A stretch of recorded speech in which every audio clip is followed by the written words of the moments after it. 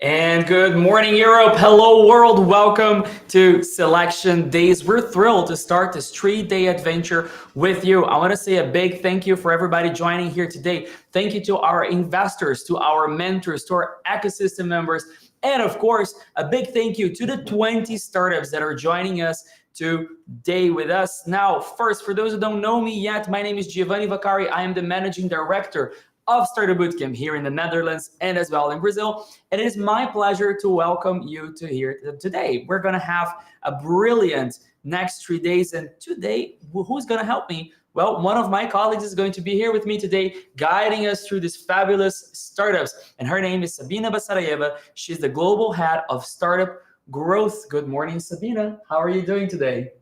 Hello, hello. Very excited to see all of our startups pitching today. So to give you a little bit more of an overview, we have 3 days. So we have 60 amazing teams from all over the world pitching only for 30 slots in our accelerators. So today we will hear energy and climate pitches, tomorrow production and industry, and water and infrastructure will come on Wednesday. So every day we will have 20 startups that will showcase their vision, and we will have to pick only 10. I already don't know how we will do that because a startup growth team has seen quite a lot of them in the process, and I'm really excited to see how it will move from the first pitch to where we will have them now. And for the 10 ones that will make it to the graduation day, it's just going to be very, very exciting. Now, after the startups are done with pitching here, they will also face their ultimate challenge, which will be pitching in front of the selection committee right after this room. Indeed. And once we've crunched the numbers and we digested all your information, and I mean, there's going to be a lot, we're going to tell you very soon how you're an integral part of this day. But once we've collected all this data, we're going to get together and we're going to announce which startups have made it to the top 10 of which program. So we're going to have 10 startups selected per program, 20 per day. And on Thursday, 5 p.m., we're going to announce the top 30 lucky startup teams. Very exciting. And today's spotlight, we're going to go for energy and climate. We're going to kick off the morning sessions in just a few minutes with 10 founders taking the stage. Then we're going to have a quick lunch break because we're still human. AI has not revolutionized that yet. And then right after lunch, we're going to come back for a second session where we will meet another group of 10 amazing startups. The times will be noon Central European time. We take a little break. 1:30 p.m. Central European time. We also then come back for another round of 10 startup teams. And I count on you to stay connected through and through and help us select the teams. But you can help us select the best. And how can you do so? Sabina is here to tell you how. Yes, so of course, I know that a big part of the audience has already been participating in our selection days, so you know it. It's the matching stars. Now, for those of you who are here for the first time, first of all, welcome, and I hope you find your place in our ecosystem, investors, mentors, and partners. Now, by now, you should have already received the instructions to activate your matching stars account. In case not, please drop your email in the chat box, as well as if you have any technical questions, and our team will gladly help you. Now, with the matching stars, you can cast your ultimate vote on who you think we should select for the current accelerator program. But we will show you in a second how exactly to navigate through Matching Stars app. But I just must say, before you vote, I think it's best to formulate your opinion. So make sure to ask questions during the Q&A time to me and Gio. We will make sure to pass them to the founders, and you can ask your questions with a form right next to the player. Now, I will let our CTO and Program Director, Mark Yellema, to go over the video and explain how exactly Matching Stars works from your side and how you can help us choose the best of the best. Dear mentors, welcome to Matching Stars. In the next close to 3 minutes, I will explain how to log into Matching Stars, how to see the startups per day that will pitch, what the information is that they have uploaded, also how you can leave your comment and remarks per startup, and last but not least, how to edit your profile. First of all, you can go to matchingstars.startupbootcamp.org, and that's also in the link that you will see by email. If you put your email in here, you say login, and you will receive a one-time password, OTP code in your email that you need to copy here in order to log in. After you're logged in, this is where you will end up. This is per selection day, the startups that will pitch in the right order. So rescalers will kick it off.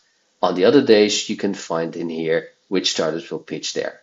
Now, on rescalers, you can already see a bit of their problem and their solution statement.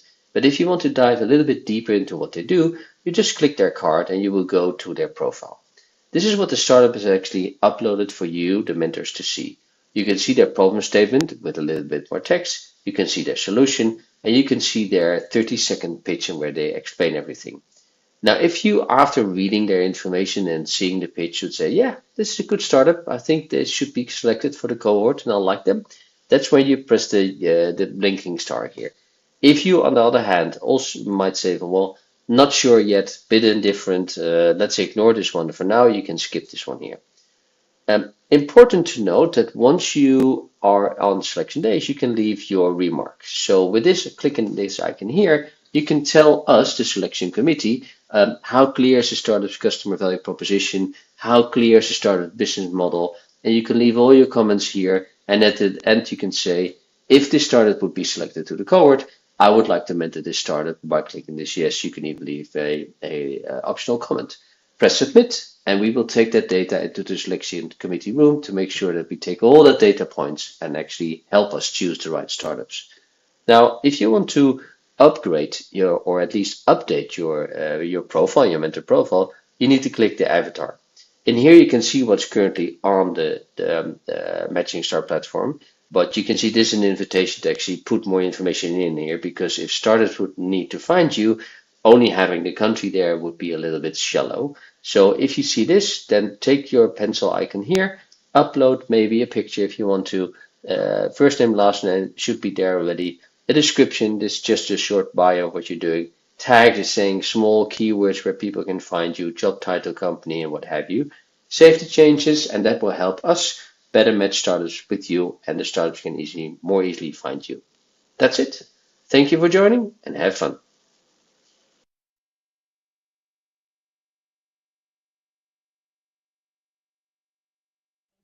For going over it. So as a reminder, we will ask questions. You will have a chance to formulate your opinion.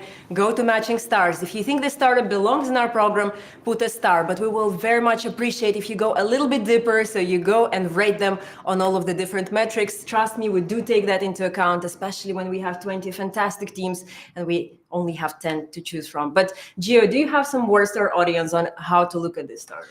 Absolutely. I think when we're looking at startups to select, it's very easy to say, well, how close are they from being, a powerful business or already a unicorn? That's not what we're looking for here, right? We're looking at potential. We're looking at dreams here. Every single founder here is leaving behind perhaps a high-paying job, all sense of security, to deep dive into the world of innovation, to really go where people have not actually gone before, to make people's lives better. So what we're looking for here is what they can become. Who here can use the program the best? Which teams you think can fly the highest with the help of our mentors, of our experts, and of our workshops? We're looking at potential, we're looking at product market fit, we're looking at the startups here that really can make use of this program to further grow and advance and touch as many lives as possible. So when you're rating a startup, don't forget to think these are people with a dream, these are people with ambition, and they are ready to change the world. Can you help them in doing so? Don't forget to leave your questions and to vote for the startups of your choice. Now we're ready to start, and I think, we're excited to start. Let me say, I already see the first startup is in the room. So Sabina, how will this begin? Of course, so we're going to start in just a minute. So every slot, every pitch will take around 3 minutes, and then we will have 5 to 7 minutes for Q&A. Now, I encourage you to start asking questions even during the pitch or right after the pitch, because we do typically get a lot of questions. And if you want to hear your question asked live, then you need to make sure it's there first. And we're going to see them on our hefty iPads here. And then we're going to make sure to ask all of the questions to the founders. In case we don't ask any others, any extra questions, we can always come back to you with the answer from the founders. So don't worry about that. And we will start the morning slot with the 10 pitches. Before I just go over to the first pitch, of course, the topic today is energy and climate. I think quite interesting because it's quite a general field. There are lots of different subdomains that we were targeting, and you will also see that during the selection, a lot of different startups. So I think that's also quite exciting to watch. Now, being the first one, of course, to kickstart the selection days can be a bit nerve-wracking, but I'm pretty sure that this startup will do great. So we will be taking a short train ride from the Netherlands to France, and we're going to be meeting the team of Greenercoin. So let's welcome them on stage. Hi, how are you doing? Hello. Good morning, Greenercoin. How are you doing? Morning, mate. I'm good. I'm excited to showcase what we're doing. Amazing, and we're so excited to see it. So please, the floor is yours. Thanks, and thanks for having me. So I'm going to talk about our project, which is a Web3 project designed for sustainability, and we'll go through the pitch, and you will see what we are aiming to do. So for the problems, we have two problems that we are trying to solve. The first one is the high energy consumption in the blockchain industry, and the second one is the full use of sustainable energy. For our solution, we did find a technical solution to decrease the consumption of blockchains in general by providing a new way of validating blocks. That's the first thing. And the second thing is really to have a full infrastructure which is designed to only use sustainable energy. And in our case, we are using solar panels. In terms of uniqueness, we are the only project in my knowledge that can really say that they are fully sustainable. We are not emitting any gas emission. Every energy used do come from our sun. And also what we have and that others don't have is really we are also Sharia compliant. So basically we have a good clientele also in the Middle East, especially in UAE and Qatar. So that's really a great thing to have to differentiate ourselves from the others. In terms of market opportunity, we are talking about a huge industry, which is the green technology. And if we combine that with the decarbonization, we are talking about a market that will be of 400 and something $billion in by 2030. And without mentioning that we are in Europe, for example, we have policies that will increase this market, because for example by 2030 you will not have any thermal engine, for example, for cars, and you have also a lot of grants to help people use solar panels. So basically we are in the right trend to use this technology. And our blockchain is really here to help companies that are selling sustainable goods and services. And what we are aimed to provide them is really with a way to increase their traceability and transparency. In terms of business model, it's a classic Web3 model. We have first of all the selling of tokens, which is the native token of our blockchain. The second one is to take fees on the goods and services that are sold via our blockchain, and we are talking about between 0.5% to 5% on product and services. And that's for our main part of the business model. And as you will see on the traction, the Web3 side is quite huge, because well, as you can see right now, the market is pretty well growing in the blockchain. For our team, we are three co-founders, and we have technical backgrounds.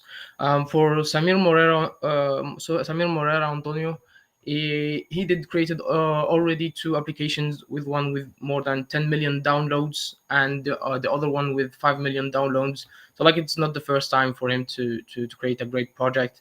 And for Jean-Christophe Bounier, he was the lead in lead UI and UX in Deutsche Bank. So we are talking about guys that really know what they do in terms of technology. And for myself, I do have two master degrees, one in financial, one in engineering, and I was one of the first to tokenize real estate in Europe. In terms of traction, we raised 250K for now, and we have a market cap of $4 million for our token. And right now, like our main net is live, and we will our clients are going to use it by the next weeks. And if we talk about also the other side of the Web3, we do have quite some good news in terms of listing for centralized exchanges. We are talking about top 10 exchanges that we can list on. And without mentioning that we are a part of the Google Accelerator program. And for the impacts, what we are aiming to do is for every $20 worth of Greenercoin, You have gone over your 3 minutes. Yes. Okay. So if you can wrap up in the next 15, thank you. Yeah. No, I did finish. So like in terms of impact, that's how we're going to measure what we are doing. Is really like for $20 worth of what we make, we plant a tree, and we're talking about 10 kilos to 40 kilos of CO2 annually. So like it gives us some room to decarbonize. And thank you, guys. Thank you very much. So I just got a note from a mentor here. If you have any problems entering matching stars, please right now leave a question with Yep. your name and your email saying that you can. So this is for mentors or investors. If you can't log into matching stars, please leave right now your name and full email on the question box right now so that we can make sure to give you the proper log in. Okay. Now, Okay. Thank you. let's start with Sabina. You have the first questions. I already have a Yes, oh my we God, already few. have quite a lot. So I will ask you, can you summarize quite shortly about your consensus mechanism that you use and how exactly it affects minimizing carbon emissions? So if you have to just summarize your solution. Yeah, we did use a new way of POA, so proof of authority, which is way less consuming than others. For example, proof of work or proof of stake. The problem that we did have with proof of stake or proof of work, well, proof of work, like, it's de facto you will use a lot of energy. That's how it's designed. And the proof of stake, it has also a problem, is that you can basically create a node wherever you are in the world, and that means that de facto you will not know which kind of energy is used. So that's the big problem, and that's why, like, we did go with our modified version of POA, so that at least we know what goes inside of our blockchain. And what we can also say is that we are consuming 90% less than POS, which is really low consuming. Yeah. Clear, thank you. And I think also a nice bridge to the question, because you mentioned your customers, but what is your ideal target audience and your ideal target customers? Yeah, it's a B2C project. We are aiming for companies that are selling sustainable goods and services. We have clients that do e-waste management. We have clients that sells decarbonization, carbon offsetting. So it's really targeted to companies that are in the sustainable field. Clear. And so another question. So how will you address differences in regulation in blockchain in different countries? Because I don't think you have a specific entry market. So your aim is to go global, but then how are you going to address that? But, well, first of all, we're implanted in Europe, and in Europe we can use our product. We make sure of that with the French government, and in the UAE we have a partner that is Bandgo, and it is a nationwide project for e-waste management. So basically, we can operate in the Gulf region, in the GCC, and in Europe for now. Clear. Gio, do you have any questions to ask? Absolutely. So, what are the biggest issues you're facing right now, and how do you plan to solve them? Our biggest issue right now is really to be able to address more companies. So that's why, like, we are in the startup bootcamp, in order to increase also our network. And the second thing is really how to put it clearly. It's really to scale quickly. That's our two biggest problems. Nice. I have space for one more question here. As a team of developers, what social impact, environmental, or sustainability expertise do you have for this project? So, what is your social impact with this project? Yeah, the social impact is really, where, for example, we are employing guys that are either from Africa or from the Middle East, in order to help them basically do come. I'm going to be honest, like, I even have one employee that is in Gaza right now, so, like, we are pretty keen to be able to help people out here. That's amazing. Now I opened the white camera to join my friend Sabina here to ask the final question for each startup. Sabina. Exactly. So basically the question is, so why start a bootcamp? So why do you want to be a part of our accelerator program? Well, it's the number one in Europe, so that's that's a great thing. And the second thing is that you have quite a good portfolio in terms of sustainability, and that's what I'm looking for. Amazing. Well, for the mentors that liked you, I hope that they're voting right now. And I thank you so much for your time, for Thank you, guys. applying, for talking to our team. I heard great things for you. That's why you're here today. We always say that, you know, we only have 10 spots, so it's really splitting hairs to choose the best startups now. But it's already a great victory for you to have been selected to the top 20 out of hundreds of applications. And we have great faith in what you and your startup are going to do next. Thank you so much for your time. Thank you, guys. Thank you for your time. Thank you.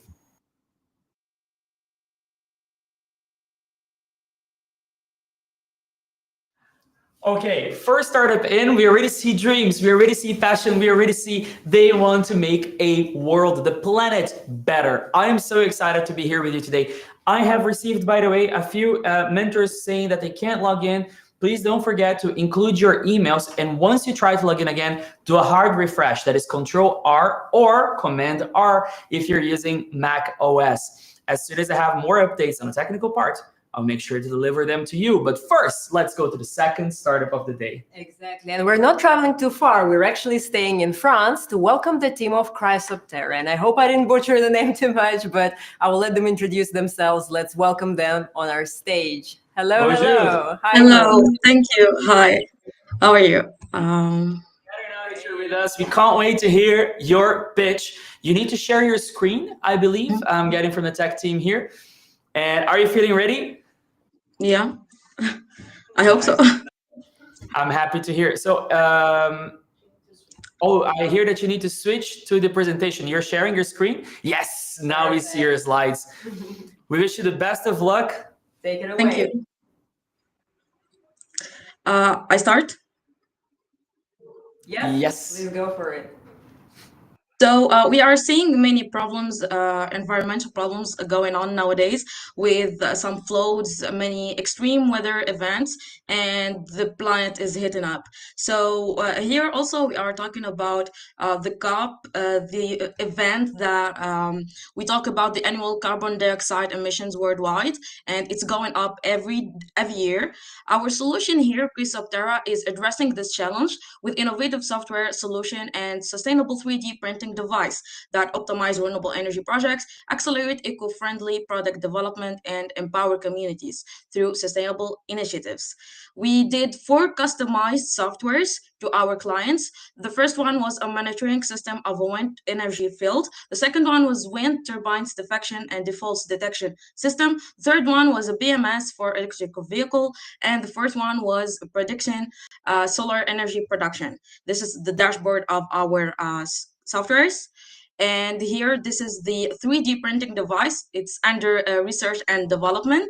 The market opportunities actually for energy market is expected to reach $1.9 trillion by 2029, according to Grand Views research.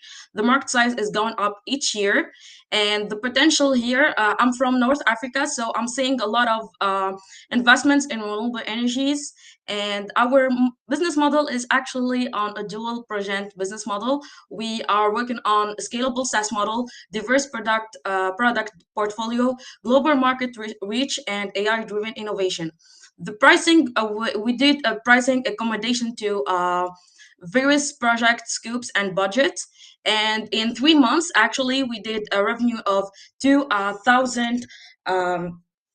188 euro. I'm sorry. We did a partnership with a South Korean startup, and we met the Korean ambassador in Tunisia. We have many companies that trust us and clients. The traction actually, we launched in May 2024. So we are little, but we did a lot of numbers, and we have a lot of clients and partners. We are raising a good amount of money to fund our technology development and implementation and project operations.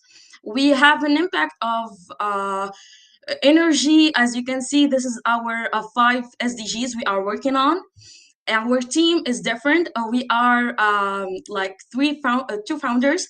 We are women in engineering. One of us is in France. The other one, I'm here in North Africa. We have a good IT team, and they are from Tunisia, and the other one is in Dubai. So we are unique in a way that we are actually renewable energy specialists. I'm a renewable energy specialist and I work in green hydrogen. And also, I'm a UI UX designer. The co-founder, the CEO, is actually a management and MBA holder. I have 3 degrees actually in renewable energies, and the CTO is actually a renewable energy engineer, and the other ones are engineers in machine learning, AI, robotics, and the IT lead is actually a software engineer. Actually, here our weakness comes from our team. We work on many SaaS.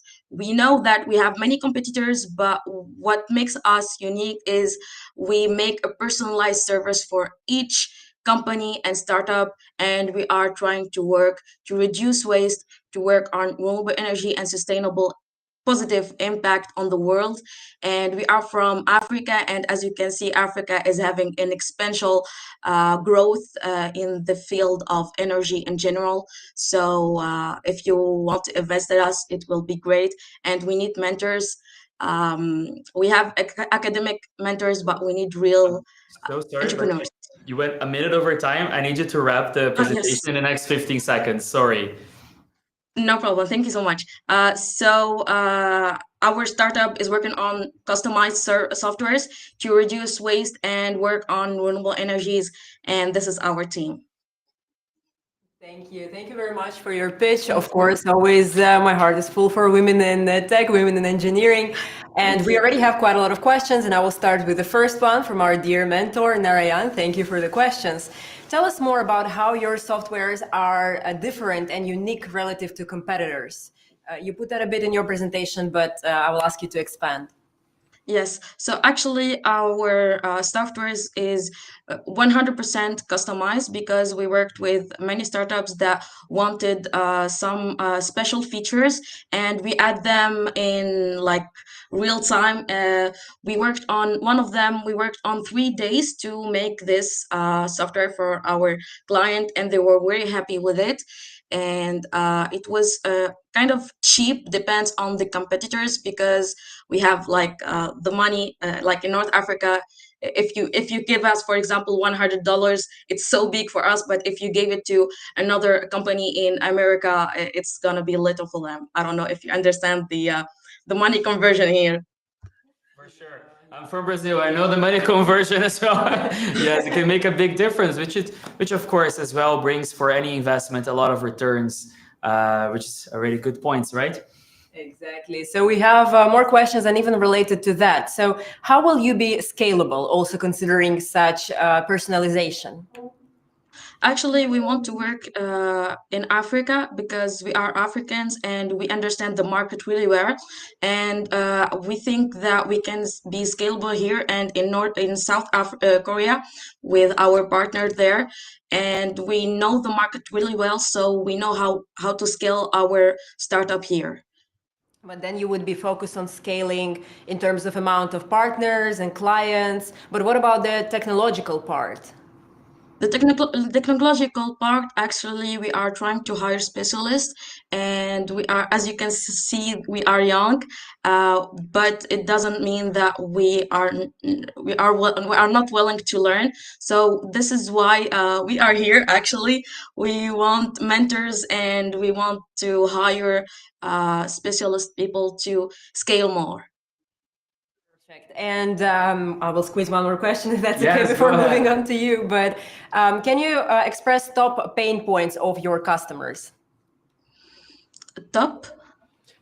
Pain points that your customers have that you are resolving.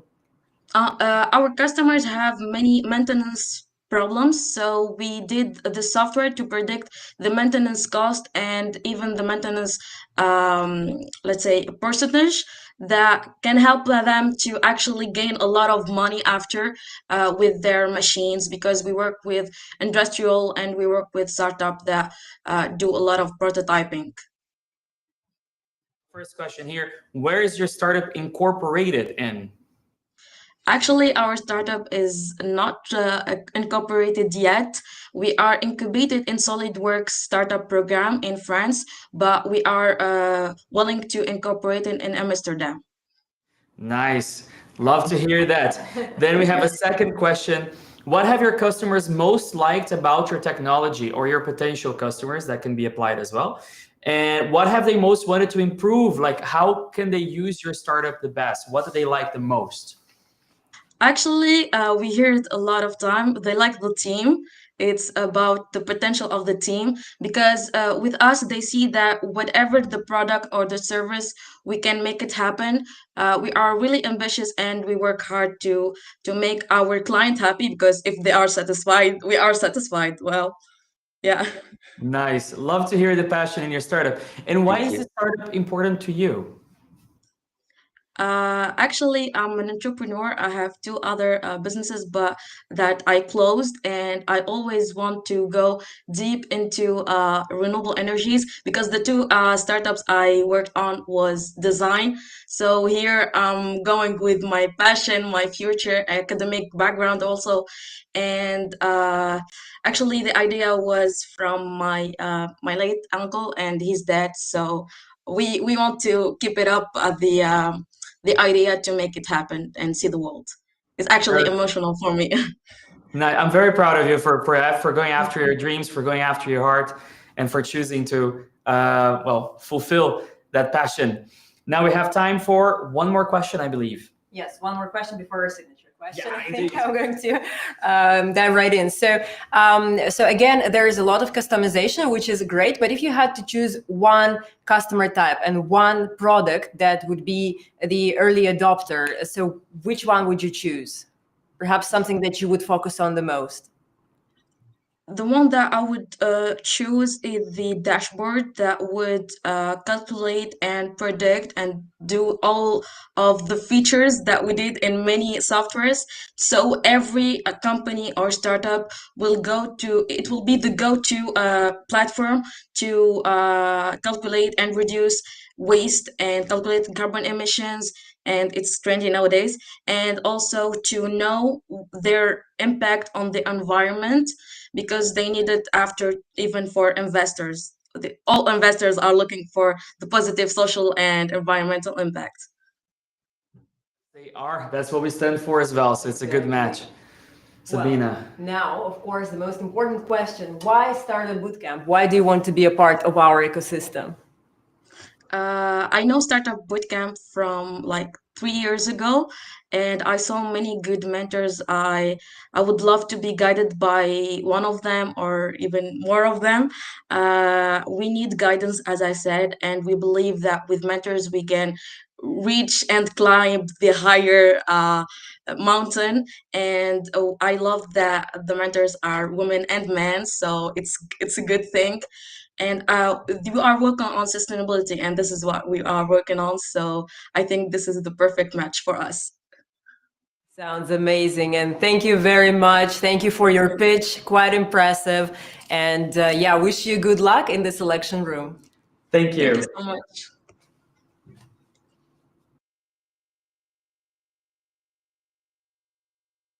And remind me.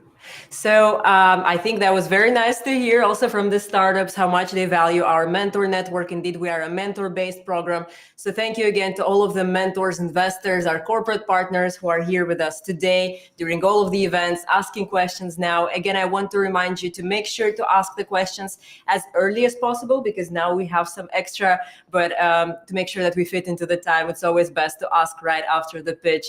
And then take a little moment to at least put the star if you believe that the startup belongs in the program. And then maybe during the break, you can also rate them on all of the other metrics.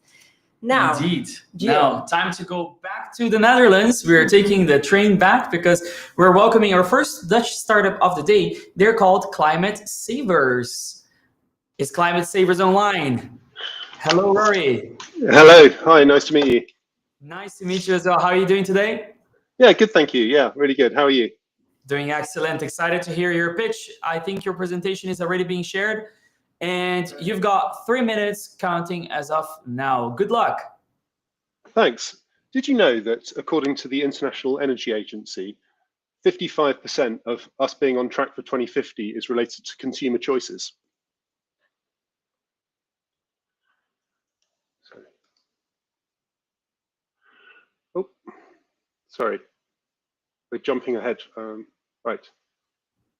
Sorry, my yeah. So look, people want to be sustainable, but people are price sensitive. They don't know who to trust due to greenwashing, and they also feel like any sacrifices that they make on an individual basis don't mean anything in the wider world. What's more, people demand their employers to be sustainable. Everyone wants to work for a sustainable company. But when you turn the spotlight back onto the employees, you know, maybe it's a different story. So most organizations realize that they're set up simply to make profit for their shareholders. And many organizations also in their annual reports have sustainability as a core value. However, we live in a world of contradictions. And the issue is that a lot of people's lifestyles don't reflect the sustainable core values of their organization. So Climate Savers has built a platform that saves you money and rewards you for buying sustainably. Whether you're buying online or in store, you can save money. If you're an employer, then you can retain and acquire top talent. And the most important thing is that we need a cultural change. So Climate Savers is the only climate fintech company that's providing workplace communities. I'm going to show you a video now.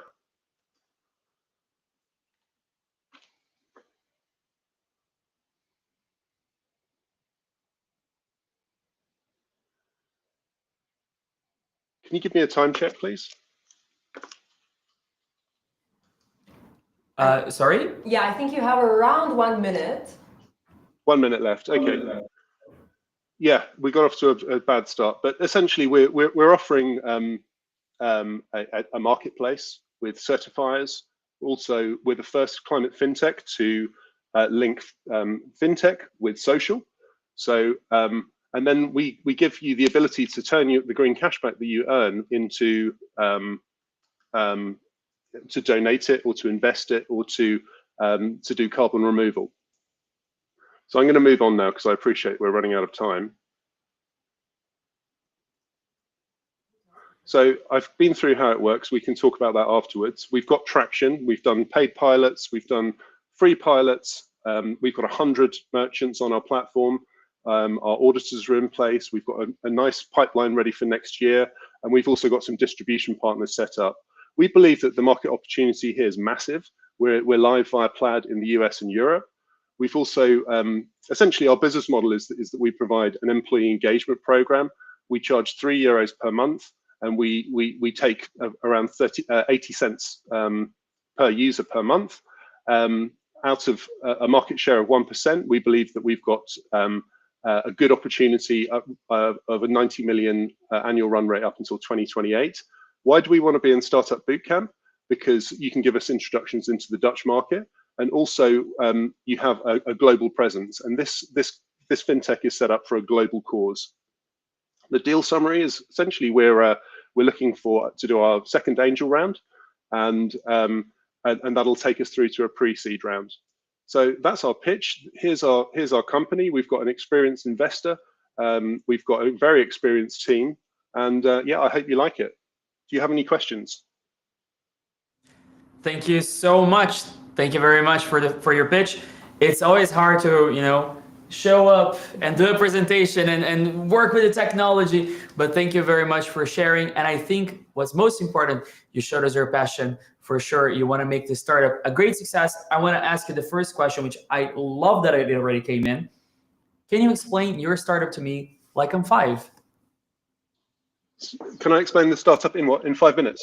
No, I'm 5 years old, like as if you're explaining to a child. Yeah, sure. So how it works is you register for an account, you link your bank account, we give you your carbon footprint, and then we give you recommendations to lower it. And to incentivize you to buy from the merchants that we provide, we give you money back. Good. Now, second question, can you tell us more about partners you would have for donations, rewards, and investment? Yeah, sure. I can. So in terms of donations, we're working with a company in Canada called Benevity. They're a global company. In terms of investments, we're working with another company in the US called Climatize. They've just done a 1.75 million pre-seed round. And for carbon removals, we're working with Patch, and they are themselves an aggregator of offset of high quality carbon removal projects. And we actually filter those. We don't do tree planting, we're just doing biochar. Is this startup important to you? Why does it matter to you personally? Oh yeah, personally. So I built this out of frustration because I can see where things are going with the climate. We after COP29, we can now say goodbye to 1.5 degrees, and that's the limit that everyone had in the back of their minds. And yeah, let's not be complacent. I think we've come to market with the right product at the right time, and I think underlying there's a lot of people who are really frustrated as well. So hopefully we can give them a voice through our platform to put their money where their mouth is, and also to not actually express their value. I suppose rather than virtue signaling, this is value signaling. So you can actually express your values. Every time you make a transaction, you're expressing your values, and you can express those values through your bank card, one transaction at a time. Clever. I mean, it's enough that it's enough talk, right? We've talked enough. It's time to start acting and putting our money where our values are. I like that. Now, another question. Tell us more about the sustainability expertise and the fintech expertise of your team. Why is your team the right team to tackle this challenge? Yes, yeah, sure. So I'll start with the fintech expertise. So I've been passionate about open banking since 2016. Actually, I wanted to start this as a white label card program, and then open banking came around. One of our advisors is Megan Johnson. She's the fintech contributor for Forbes magazine. So together we've got extremely good fintech experience. However, what we're looking at here is actually just plumbing. It's the plumbing of data. So we're using Plaid to plumb the data, and underneath that we're using Salesforce as our workflow. So it's basically just plumbing. So essentially we're trying to replumb the inner workings of our economy to divert funds where they're needed. Clear, thank you. I have another question from the audience. So can you tell us a bit more about the target markets that you would like to enter, except for the Netherlands, and why? Yeah, sure. So so Plaid gives us geographical coverage to 12,000 banks throughout North America and Europe. If we connect to Yodlee, we can connect to South Africa, Australia, India, Malaysia, and Singapore. So Startup Bootcamp gives us that coverage as well. I think that the per capita average carbon footprint is 10 tons. And we're all pretty comfortable with our lifestyles. We can make a few clicks and get a flight, or we can make a few clicks and get food delivered to our door. But we need to really sort of think about, be a bit more conscious in the transactions that we're making. So yeah, I think that it's not necessarily a country. I live in the Netherlands, and I think the infrastructure here is very green. I can take an electric train on the NS. I can take a Czech e-scooter or a Felix e-scooter. Everything's electric here. The infrastructure's here. So I think that the Netherlands is a great market just to showcase what's possible here. And we've been talking to MasterCard about their Start Path program. They're very much aligned. We've got GVB, the Dutch tram operator, that's interested in what we're doing. So I think the Netherlands is a good place to start, and then we can build out through the rest of the Europe. Definitely is, right? That's why we're here as well. I mean, it's a great hub, have to be honest. Now, another question for you. How do you ensure accuracy and reliability in your environmental performance audits? Yeah, so essentially we've outsourced everything. So we're just the hub. We're responsible for behavior change. The accuracy is outsourced to partners. So we're working with a product audit partner called EcoChain. They're based in Amstel, just up the road.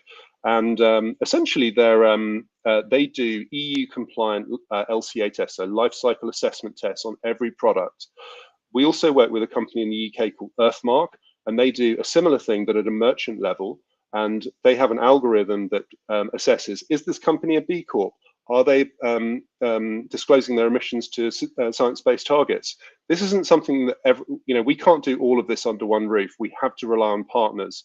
In terms of the accuracy of our carbon footprinting, we're using a company in Stockholm called Duconomy.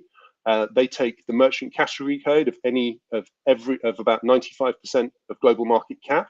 It's not perfect, but with the combination of EcoChain, we can roll up the actual carbon footprint of each of your transactions. So we're not relying on an estimated emissions factor. We're relying on the actuals, and that's powerful. Superb. I have time for the golden question. What will you do if you get selected to start a bootcamp? What's the first thing you're going to do? Yeah, that's good. So we have a number of hunches, a number of assumptions that we've made, and we want to validate those assumptions. We've got a pretty good idea that working off the riskiest assumption or the strongest hunch is a good way to start, and we've built our product around that. But no one wants to be to have to track. No one wants to feel like they're tracked. There's a privacy factor here, and we need to be sensitive about that in order to build up trust with the consumers. So open banking is now really starting to build up that trust, and I think we've got the timing right. So yeah, it's just all about validation. We've got some amazing opportunities on our pipeline, and we want to run some, I suppose, interviews with our customers. So yeah, I think we're good at architecture, we're good at building product, and what we need now, what we're relying on Startup Bootcamp, is the ability to execute from a marketing perspective. So the angels that you can introduce us to are going to be able to give us the reach and the scale. Thank you very much. Thank you so much for your presentation, for being here with us today. This was Climate Savers Mentors. If you like them, don't forget to match with them. Thank you. Thank you.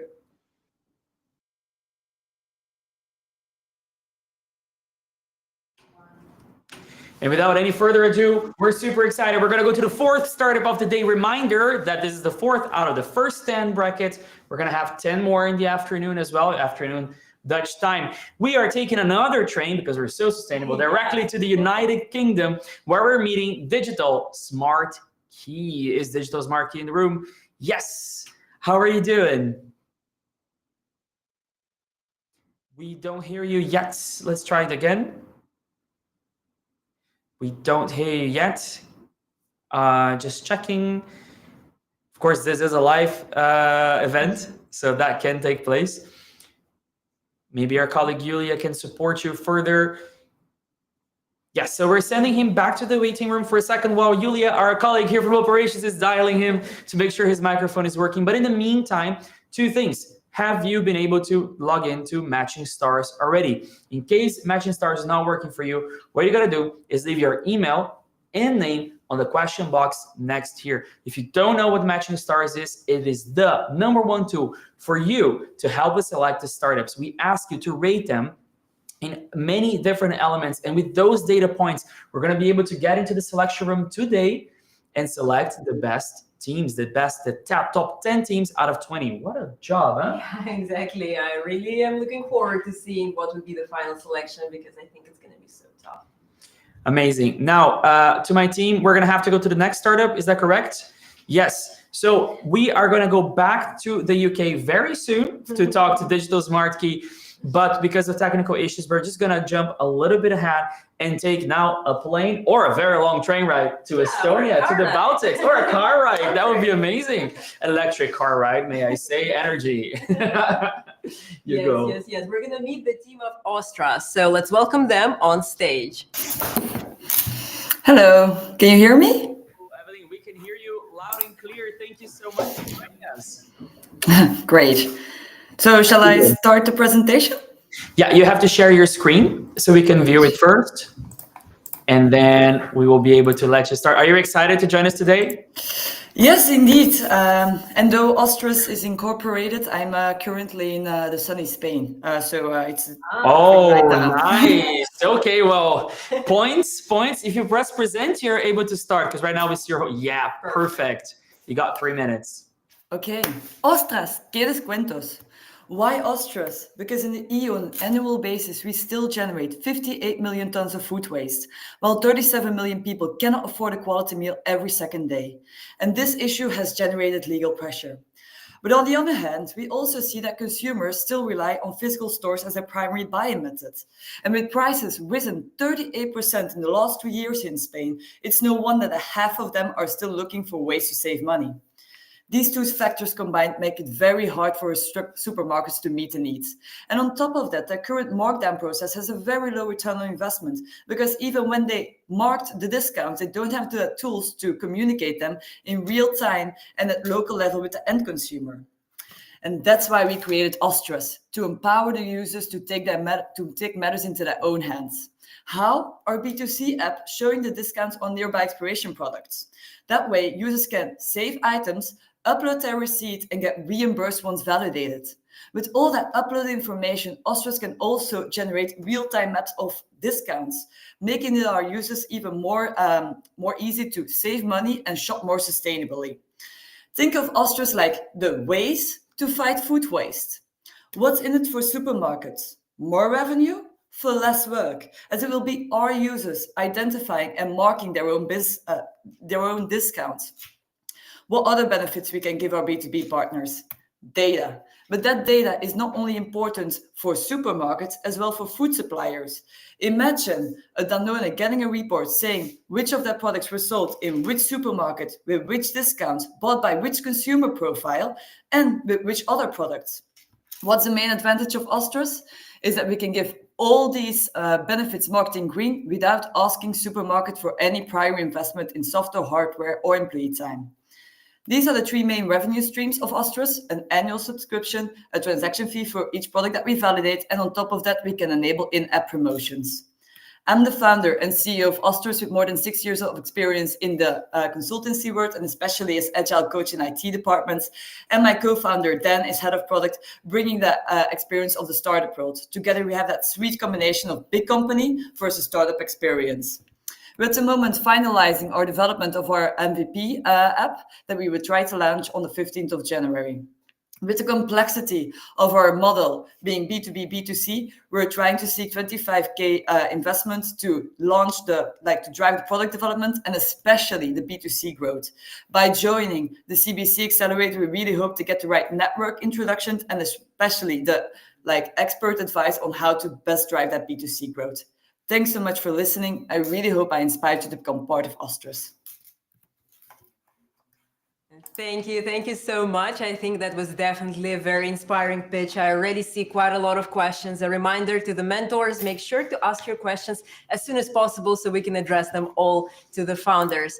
So can you tell us a bit more about how exactly you measure the impact of the waste reduction? Yeah, at the moment in our MVP app, what we're going to do is to measure how many products people are saving, and especially on what type of days. So in our MVP app, what we're going to do is to say to people, please go and save as many of the products that you can that are going to expire in the upcoming 5 days. And then we're going to give them more points, being like, if it's going to be expired in 1 day, you get 5 points. If it's going to expire in 5 days, you only get 1 point. At the end, we also want to eventually give cash back, working with supermarkets directly, which we really hope that SBC can help us get the right network introductions. Absolutely. And actually, so a good bridge, just for us all to be on the same page. Can you describe your MVP? So what the app will have at the first stage, and then what is your vision? So the next step after that. Of course. So our MVP, what's going to have, we're going to, we will be able that people can upload their photos, so of their receipt, as well as saved nearby expiration products, really making sure that we can see the expiry date so we can validate it. And then they will get points. With those points, what we want to test, the assumption is if we incentivize consumers and we make it easy for them with just communicating with 1 day of expiration date, you get 5 points, versus with 5 days, you only get 1 point. And then giving them rewards, for example, discounts on the coffees in Madrid and Barcelona. We're going to try first in Madrid and then in Barcelona. Are they willing to get in action and go and save nearby expiration products if we enable them. So that's the first part. And then later onwards, by actually having our B2B partners on board, which is not an easy thing to do, we really hope to take over that markdown process. So the time that they're at the moment daily invested to identify and mark discounts on nearby expiration products, we really hope if they let us understand the rules. For example, on meat, they get a 50% discount if there are only 2 days left. We can then just communicate those rules into our application directly, so that process won't be needed anymore. Very clear, thank you. And maybe can you describe a bit how you're going to incentivize the users to use the apps in your first stage? Yeah, so what we want to do is indeed like give like the daily pleasures, like for example, discounts on coffees. Are also main users that we want to focus on are students as well, like young professionals, because I don't know how it is in Amsterdam, but like here, living in Madrid or Barcelona, it's very expensive. So you normally have to go live with people. So you also need to go live with your fridge. So you don't have that much of space to like do shopping for an entire week. So if we then combine what they like, right? So to get cheap products, as they also like for nearby expiration products, as well then being incentivized with 50% discounts on their favorite coffee, which is right next to the door. Or eventually we also want to have like bigger prices, for example, a discount on a Patagonia product, only obviously products that are sustainable.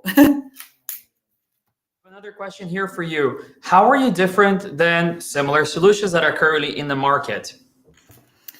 So the similar solutions, for example, that you saw in my presentation, like Too Good To Go, that's the most common one that we get. First of all, for the B2C side, complete transparency. So do I like the solution of Too Good To Go? I'm myself a Too Good To Go user. Sometimes it's a okay surprise, or sometimes what am I going to do with 8 breads? I need to find space in my fridge to freeze them in or something. But on the other side as well, especially for our B2B partners like supermarkets, they don't need to invest time of their employees on making the packages and giving them to the end user. The end user can do that all with our app. And then that drives me to the next question. How do you prevent fraud, scanning close to expiry date product in the store and taking home a new product? Yeah, of course. So the first thing that they need to do is, if they want to create a ticket, right, to get a reimbursement, is to first upload a receipt and then upload the product. And they can't upload pictures, right? So it's the technology that you can only take a picture, but you can't upload a picture. So we first need to see the receipt and then we need to see the product. So that's how we hope to prevent fraud, but obviously to test it out and see if somebody still finds a way, and then hopefully get a solution for that one. Very smart. And one quick note to Vince, our mentor Vince. You said you can't get into Matching Stars. We need your email as well to give you access. So please, for Vince, don't forget to add your name and your email. Thank you very much. Okay. Yes, so we have a couple more questions. So thank you again, dear mentors. So to what extent are you planning to use AI to personalize your solution even further? Yeah, for sure. And especially with advancements of AI, I think like everybody else, I'm using ChatGPT on a daily basis. But eventually what we try to do is, not in our MVP, but on a later stage, when we have a lot of data already of tickets that are coming in, to do that validation process completely automated. So yeah, that's the end goal. So for nobody that's out there in the world has been able to achieve it yet. But let's see with the developments in AI if we are able to. Thank you. And I think now it's time for our ultimate question. So why start a bootcamp? What do you want to achieve if you are selected in our accelerator? Yeah, I think the main thing is your network, being based in Amsterdam, which is kind of the hub for sustainability and especially for food tech. We really would like to get those network connections with food suppliers as well as especially also supermarkets. They're not the easiest to get to. They're not the most famous for innovation in the industry. So to get your support and get the right introductions. And then especially also what I said into the presentation, B2C growth is going to be very important. And nor me nor my co-founder at the moment are marketing specialists. So if we could get advice on how to best do it, that would be very helpful. It's a numbers game, but we're ready to help you win them. So if you're a mentor, don't forget to match with a startup right now on Matching Stars. And we thank you so much for joining us today. Thank you. Bye.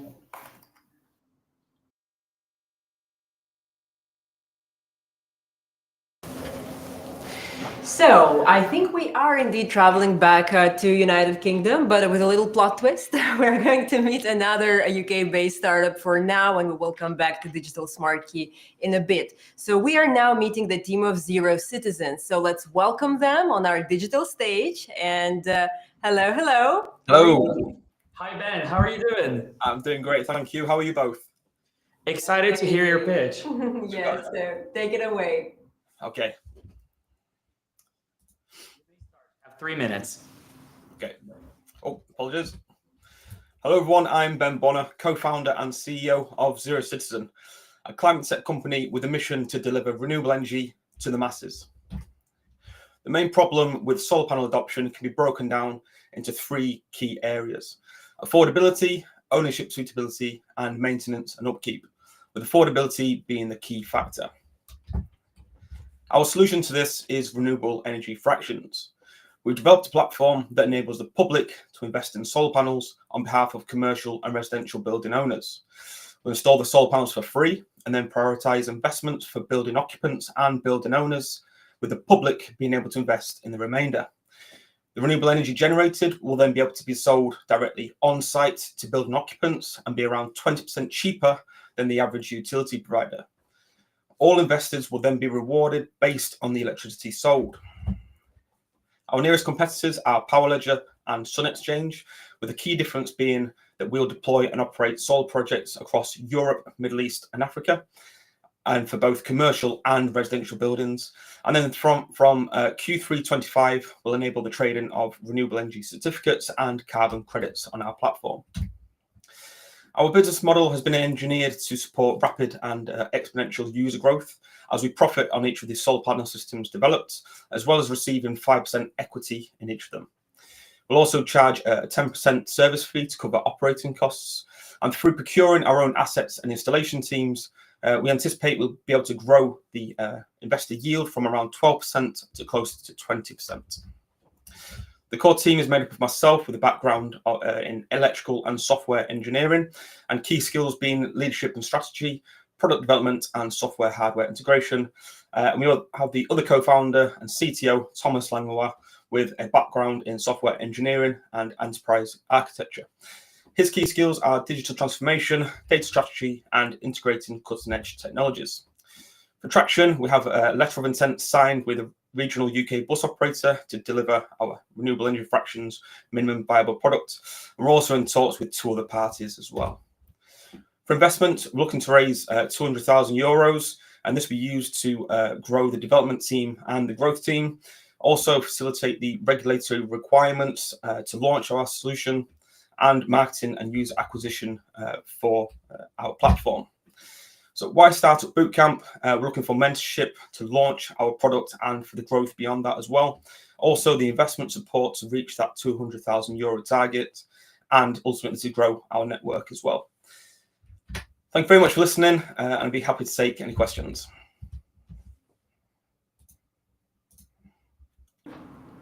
And thank you very much for your pitch. Very impressive. Also on the timing, perfect timing. Exactly.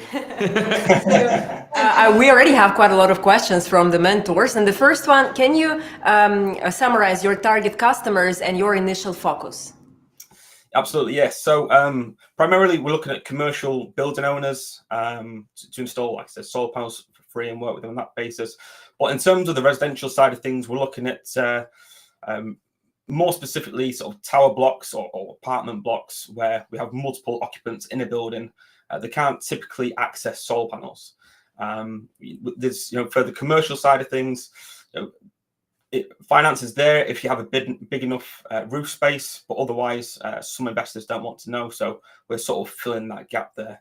And also for small, medium enterprises as well, who don't have the liquidity to invest in solar panels. Clear. And then with this goal in mind, what are your top challenges in your current operating model? So the core challenge right now is the legal aspect. So we're currently working with different legal teams to establish the right legal route to market. And this is more so, which legal jurisdiction and under which legal framework we can sort of run this operating model effectively. So that's our biggest hurdle right now. All the technologies have been developed and is in a very good stage. So we're just at that final hurdle. Amazing. And can you focus a bit more on how you differentiate yourself from other decentralized renewable energy platforms? Yeah, so as I mentioned in the PowerPoint presentation, we have a couple of competitors. And there's work being done in South Africa where they're providing this sort of solution, but it's also only for commercial properties such as schools and other businesses, whereas we're also targeting residential buildings and Europe, Middle East, and Africa as well, starting in the UK. So that's the key one. Yeah. Amazing. And then can you then tell us a little bit more about your more global vision? So I think it's quite clear on the close timeline and roadmap, but what is your ultimate vision with Zero Citizen? Yeah, and as mentioned, we've started in the UK, but looking at sort of in the medium term at Eastern Europe with the lots of tower blocks there and lots of businesses, but also Middle East and Africa are the two largest growing nations, continents, where electricity consumption is going to rise rapidly, more so than anywhere else. So they're the sort of key areas that we're seeing as very, very viable markets. A few more questions. Absolutely. So what environmental, sustainability, and social impact expertise do you have on your team? Yeah, so for myself, I'm a lead environmental auditor. Been working with a multi-million-pound brewery in the UK to deliver environmental solutions for them. I'm also studying a degree in environmental science right now. And together with myself and Thomas, the other co-founder, we've been sort of done a lot of research in this space and been sort of cutting our teeth with regards to environmental science and what technologies can help deliver these renewable energy solutions. Fantastic. Oh, favorite question up here again. Can you explain your solution to someone that is 5 years old? Yeah. So we've made a platform that enables members of the public to invest in solar panels on behalf of commercial and residential building owners. That is the core crux of it. Nice. Next question. What are you hearing from your market about how urgent / acute this problem is? So, I mean, with regards to climate change, ultimately, it's we're very much a crossroads. And in terms of renewable energy, it's one of those where it's not just for the good of the environment. We're looking at energy security as well. There's I think about 4% of the world's population experienced blackouts or brownouts in 2021, and it's just one of those situations where it's with the usage of electricity and how AI uses so much electricity as well as blockchain technology for mining. Electricity consumption is only going to go up. The risk of brownouts and blackouts is only going to go up as well. So, if not just for the climate and the risk to that, energy security is a growing concern as well. So, we see this being a significant issue. Oh, sorry, I can't hear you. Can you hear me now? Yes, I can. Yes, fantastic. Sorry, I was so focused on you and then I didn't see like 5 new questions coming in. How are we on time? Okay. Can you share more about the impacts of building codes and regulations on your solution? What, sorry? Building codes and regulations. So you have buildings have their own codes and regulations, their own legal frameworks around them, right? About building in large buildings. How do those impact your solution? Generally speaking, especially here in the UK, solar panels don't need any external planning permission. So it's a case of, you need to have the electricity like plumbed in and signed up with your local national grid. But in terms of actually currently installation, so long as it's deemed a standard installation for solar panels, there's no external planning permission required. So obviously we'll take each jurisdiction according to what their rules and regulations are. But as we started in the UK, that's where we're sort of looking at in the immediate term. Fantastic. Ben, I think it's time for Sabina to ask you the golden question. I mean, we could spend here minutes and minutes talking to you, of course, many more, but it's time for us to go for the golden question. Sabina. Yes. So, of course, why start a bootcamp? And if you are selected, what is something that you really want to achieve within these 3 months? Yeah, so the why is the mentorship, to really support and guide us through our product launch, and then the growth beyond that as well, and to really make a success of it. Also, the support for the investment. We're looking at €200,000 ultimately. So that also includes the network, to grow the network through Startup Bootcamp is what we see as a big opportunity. That's the big reasons. And what was the final question? Sorry. What do you want to achieve then within these 3 months? Your number one priority? Yeah, so number one priority is to utilize the support of Startup Bootcamp to help navigate our way through, like I said, the right legal framework and jurisdiction in which we launch our solution, and then make a success of the launch, and work hand in hand with Startup Bootcamp to grow beyond the launch and be successful after that. Ideas here. Oh my God, I mean, would love to already start working with you, but we have to see all the 20 startups. But for now, I want to say thank you very much for your time, for your pitch, for your energy. Thank you so much, and we will see you on Thursday. Thank you very much. Thank you. Thank you. Good luck. Thank you.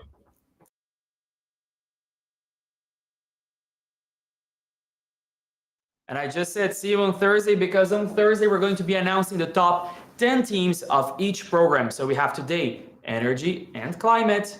Tomorrow we have Production and industry. And then on Wednesday, we're going to have our last day of selection days, which will be focusing on Water and infrastructure. So very interesting 3 domains, very different.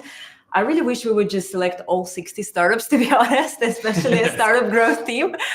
My heart aches for them. However, I think we have to make a choice, and then only on Thursday at 5 p.m. you will find out. And of course, if all of you have signed up on Luma for the event, you will all receive also the link to watch the announcement. So don't worry about that.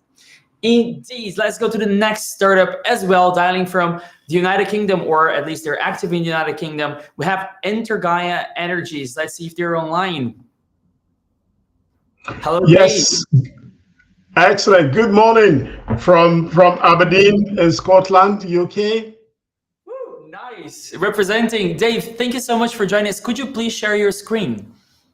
Yes. Let me do that right away. Energy already, Dave. Yes, just a second. Of course.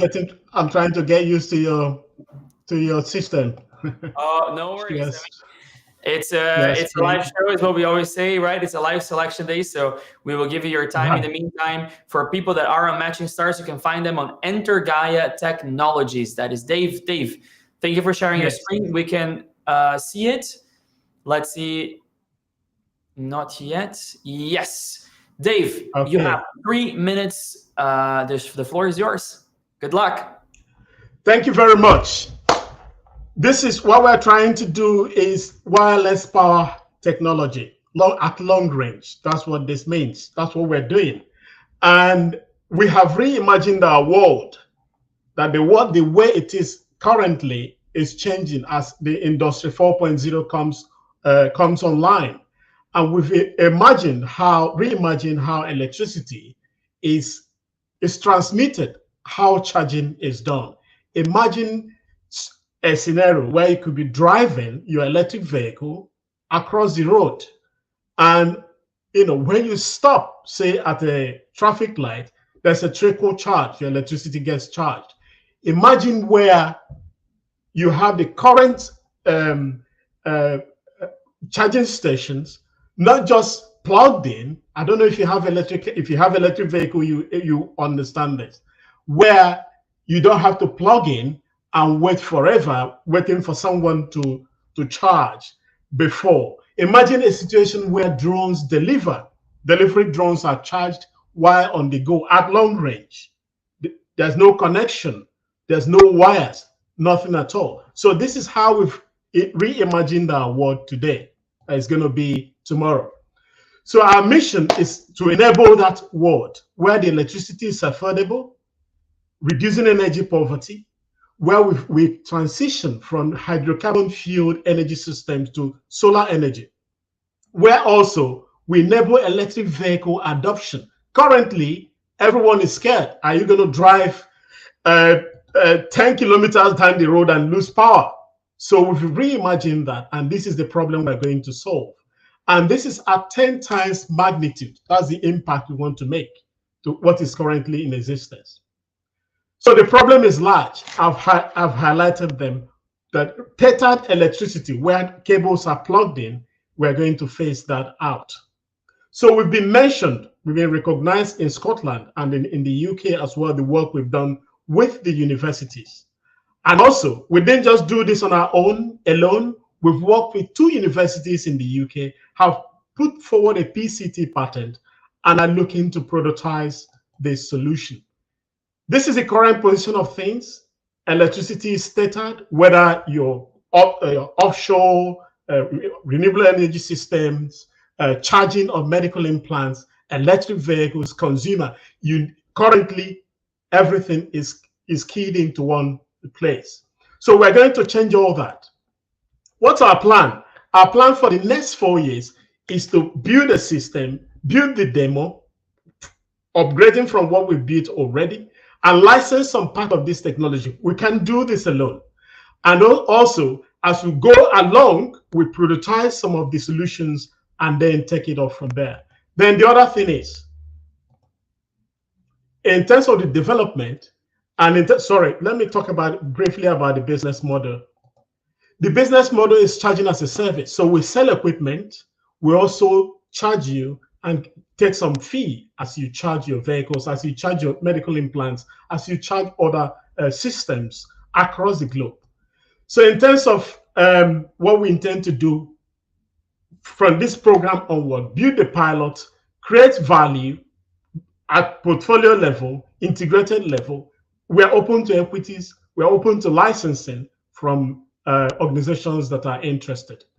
And we're looking to raise seed investment after this program of about £5.2 million, get a few bodies in, and then move the technology along. If there is time, I can share briefly a demo of this technology. I know, oops. Yeah, I'll stop sharing that. Let me share the demo just to show you how this works, because we've built a basic demo to demonstrate this. I would love to let you share the demo, but you're already about a minute over time. So if you could wrap it up in the next 10 seconds, then we have enough time for the Q&A. I see lots of questions coming in. Yeah, so what you see is a transmitter and a receiver across. This is 5 meters across. So electricity, you can't see the connections, but there's a transfer of electricity. As you can see, the little LED lit up. This is a basic level we've done. Thank you very much. Thank you very much, Dave. So Dave, thank you for your pitch, for your passion, for your energy. Let's go to the questions. So Tell us more about the size of the market in dollar terms and number of customers impacted. Right. So we're looking at the civilization. We're looking at the electricity, the entire charging and electricity market. So let me use the drone chart in terms of customer. I'm talking of in terms of customers now. Drone is currently being rolled out for deliveries. And one problem these drones have is getting charged, because they need to return back to base to get charged. So we've discussed with companies like Texo here, who are willing to do a pilot with us. So in terms of the market size, we are talking of multiple $billion market. And remember, this is currently as things are. So we are looking to build new markets. We are at the edge of innovation. So we think that new markets to be created, which will multiply the pie, obviously. I don't know if I didn't answer completely your question. Please do remind me if I didn't understand the last thing you said, because it's a little bit low, the audio here. What did you just say?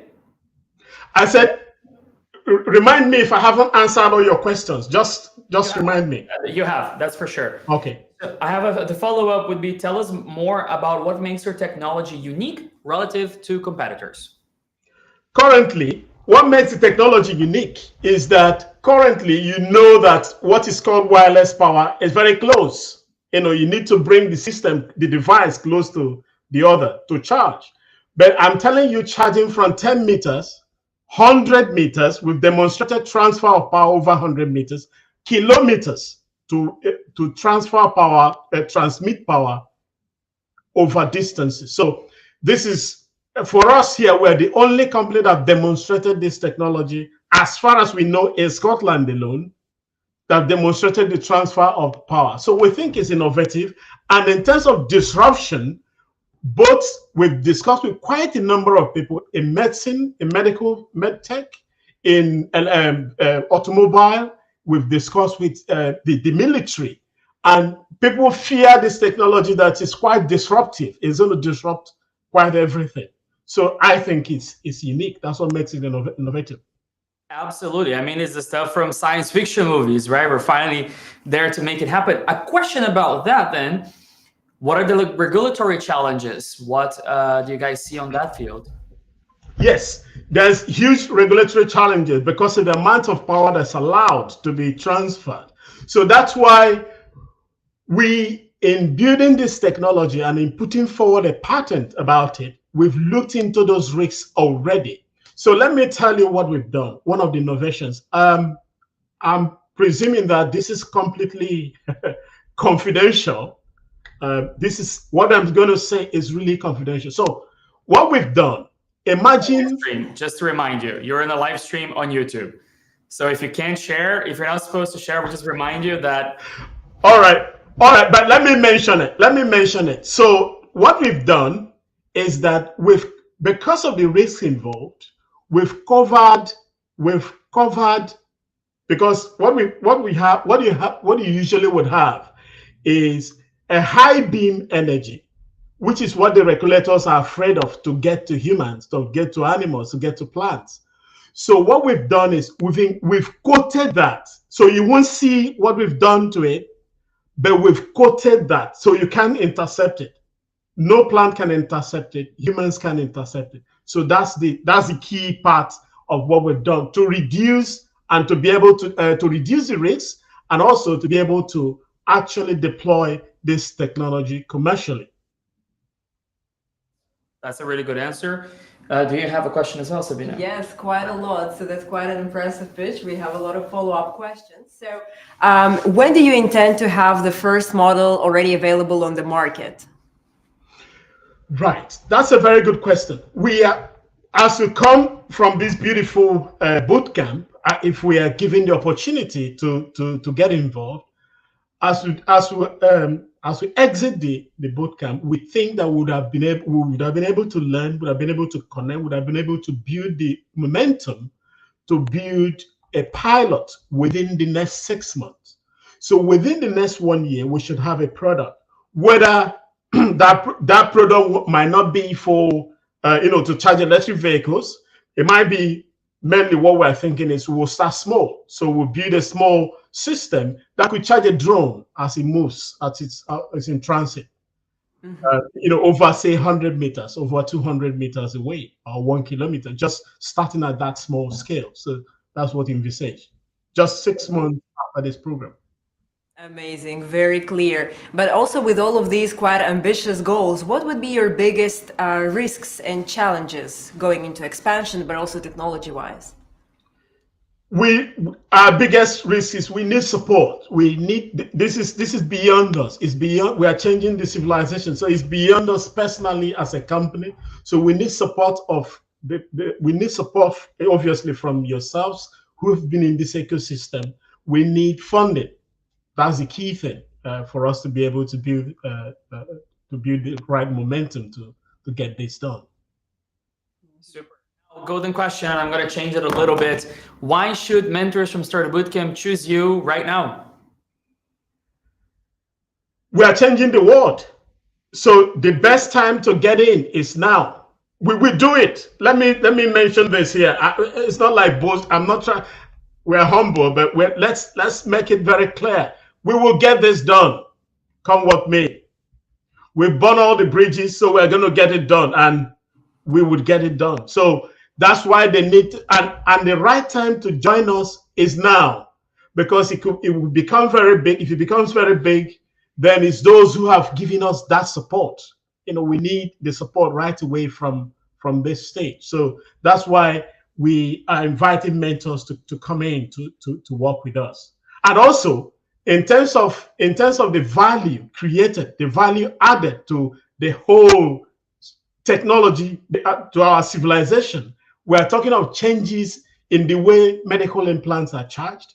We are talking of changes in the way electric vehicles are charged. We are talking of changes in the way power is transmitted from, say, offshore stations into the local grid. We are talking of space-based power, generating solar power in lower orbit and transmitting it to Earth.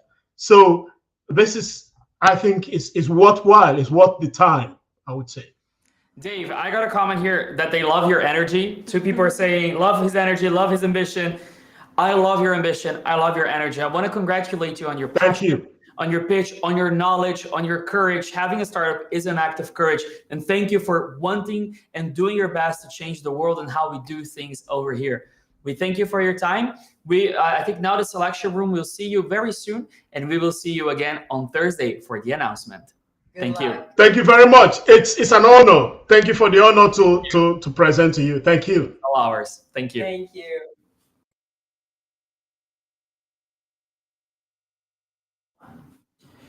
And now from zero to hero, it's Zero Hero from Finland. I mean, I'm sorry, I have to do the joke. Is Zero Hero already here today?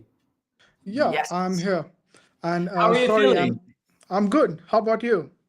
Feeling excited still. I mean, I could do selection days every single day. Besides the choosing part, I love talking to the startups. Choosing is a little bit harder.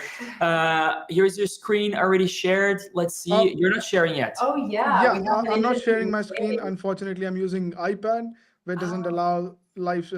Sharing my screen in the live streaming. So I apologize for that. I didn't know about that fact. But I'll quickly start just to avoid little time here and energy. And I'm Aditya Sharma, co-founder of Zero Hero, and we are here to make sustainability simple, scalable, and profitable for the businesses. The climate crisis is one of the biggest challenges we face today, and everyone is talking about it. Either it be a company, either it be an individual. And there is a huge growing pressure from regulators, customers, and investors to reduce their carbon emissions. However, most businesses find it difficult to track, reduce, and monetize their carbon footprint. That is where Zero Hero comes in. Now, if you see a problem here, many companies lack to the tools of accurately measure and manage their carbon emissions. There are tools available. There is no doubt about it. There are wonderful tools available. There is no doubt about it. But that's a fragmented market. There is no tool, especially across the supply chains or companies with a large chunk of employees, which is often the most difficult to quantify. Current solutions, as I mentioned, are fragmented, complex, and expensive as well, without a clear navigation path on how to track or reduce their carbon emissions, or without a clear instructions on how to use the platform. Businesses do struggle on their emission management, and also one of the major impact here is that they struggle to capitalize on growing carbon credit market, which is expected to hit by $50 billion by 2030. Now, as a solution, Zero Hero is a fully integrated single pane dashboard that simplifies carbon tracking, reduction strategies, which is provided by the AI, and carbon credit monetization. We provide real-time emission data through our automated IoT sensor mechanism and AI-powered analytics. Our platform enables businesses to measure their Scope 1, Scope 2, and Scope 3 emissions, identifying the areas of where they can actually impact and reduce the emissions. So it's an opportunity for them to see directly on the dashboard and generate a revenue by trading their carbon credits if they intend to. With Zero Hero, we are not only helping the companies to reduce their environmental impact, but we are also turning the sustainability into one of their profit centers and re-imaging their company brands towards a net zero portfolio. Now, when we talk about the market opportunity or the traction that we have, as of now, we have already secured 2 paying clients, and though they are very limited paying clients, and we are now in advanced discussion with the other 3 piloting clients to start the piloting and turn them to commercialized environment at some point of time. And we are also incubated by Aalto University, which is one of the biggest universities here. And we have been accelerated by Microsoft for startup. And the feedback that we have been receiving through our participations in the events and the get-togethers and the open town halls or the pitchings is quite motivating for us to go ahead in the journey.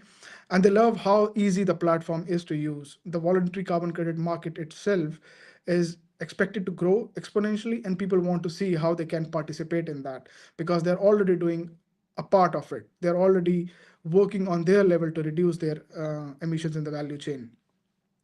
Now, when we talk about a revenue model, our revenue model is pretty simple. We operate on subscription-based SaaS model, with the business paying annual fee based on their size and emission tracking needs. Plus, we have different plugins for LCA, which is again a paid service.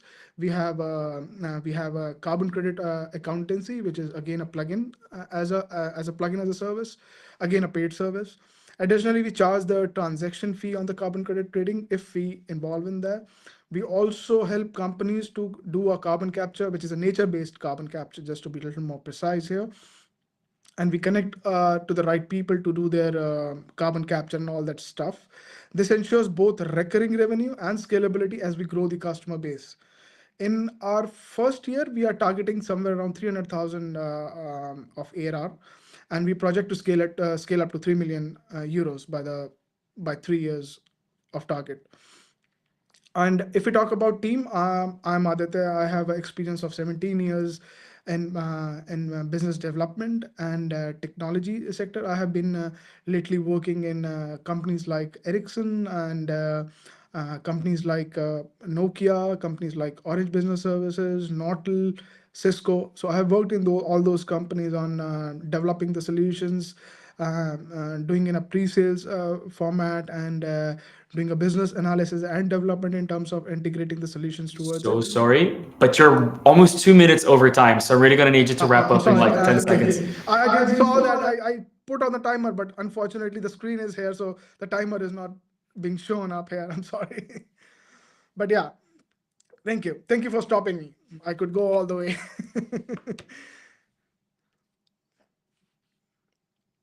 You are not audible. I cannot hear you. Now? Yeah, You hear me now now. for sure. Amazing. now. No, I said we love passionate founders, and we have some timers here as well to help you. No worries. So first, is there any competitive advantage you could sustain over time, considering that the concept could be easily copied? No, we have an IPR ongoing. We are in process of submitting an IPR. We have a draft ready, and we are now in process of submitting it. So it's been a journey now. What industries are your focus? And please don't say all of them.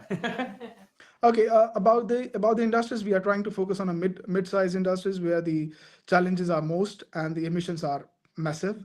We are trying to help them and provide the software. So mid-sized companies are the focus right now. I will then ask my question, mid-sized companies in what locations? Mid-sized companies currently in the Europe region, I would say, currently, yeah. Well, the regulation certainly helps you here. Yeah. What have your paid clients most liked about your project, and what has their business and environmental impact been like? So let's start with the first one. What the clients liked about your solution?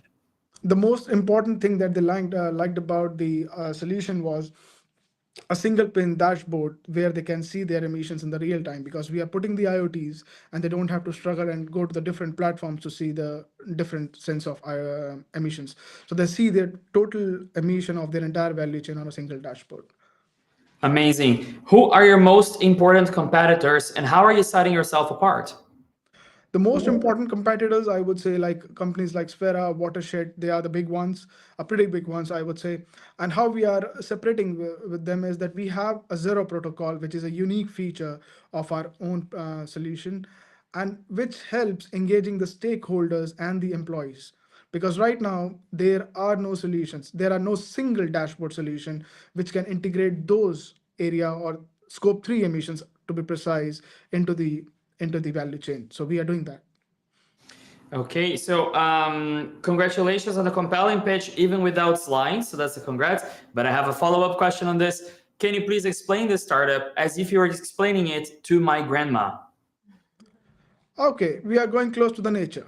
Help me out. And how we are doing it is by making people understand what is their emission and how we're going to reduce it. So just in simple sense. So the first question is, how do you know that what is your pollution? If you don't know that you're polluting, you cannot reduce it. If you know you are polluting, you can reduce it. So amazing. And then focusing, of course, on a B2B market. Yeah. How do you ensure accuracy? Accuracy is ensured by the IoT, because there is no manual effort involved in here. There is no manual entries being going on here. It's completely automated. So if it's like a manufacturing unit, you have different machines. We are going to put the IoTs there, and the data would start emitting directly to the dashboard. And it's all automated process. So there is no process, or there is no loop thread where there could be an error until and unless there is a machine error. Sabina, will you do the honors of asking the golden question? Gladly so. So, why start a bootcamp? And if you're selected, what is the number one thing that you want to achieve with us? Why startup bootcamp is a very good question, and I have a very clear answer: exposure.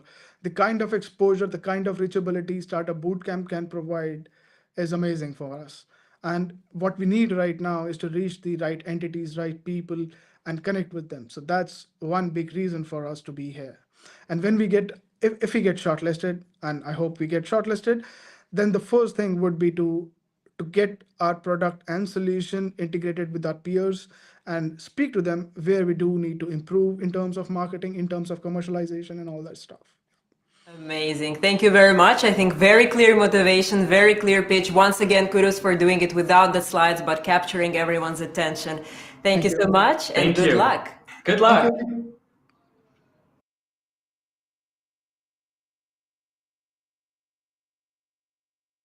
So now we are going to Germany, actually. So we are having quite a nice road trip all around, and we are going to meet the team of Airbox Energy. So let's welcome them on our virtual stage. Hello. Hi. Can you hear me? We can hear you loud and clear. I'm fine. Thank you very much. What's your name, actually? Oh yeah, that's true, because it says Startup Bootcamp Studio, but you have me, Sabina here, and Giovanni as the co-host, and we're very excited to see you and to hear your pitch. So take it away. Perfect. Can you see the screen, Giovanni? So if you can only go to presentation mode, I think we will be all set. Yeah. So should I start? Yes, please. Perfect. I'm sure you've heard of net zero, temperature rise, global warming, and causes and effect of climate change, and how there's a shift to produce energy through renewable energy technologies to ensure fair and sustainable energy production for everyone. But there is a catch. Meeting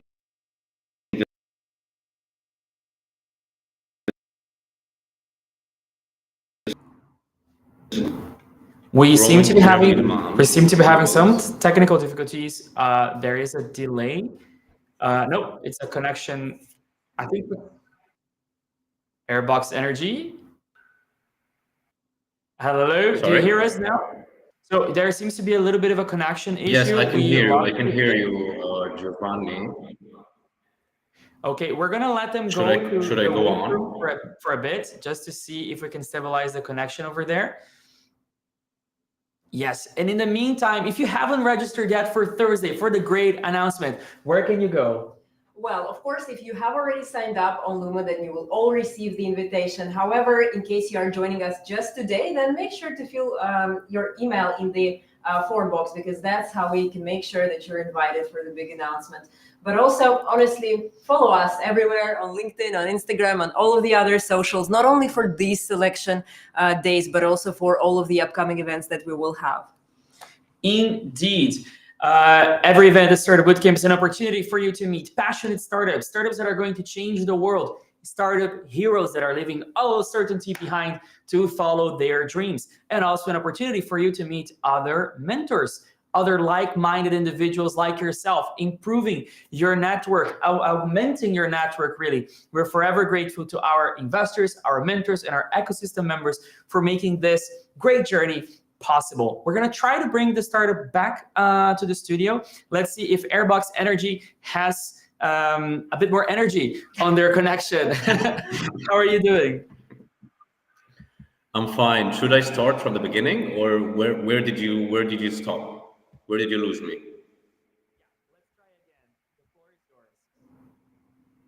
Hello? Yes? Can you hear us now? Should I start from the beginning? Yeah, you're going to start from the beginning. We can hear you well, and you've got 3 minutes starting now. All right. I'm sure you've heard of net zero, temperature rise, global warming, and the causes and effect of climate change, and how there's a shift to produce energy through renewable energy technologies to ensure fair and sustainable energy production for everyone. But there's a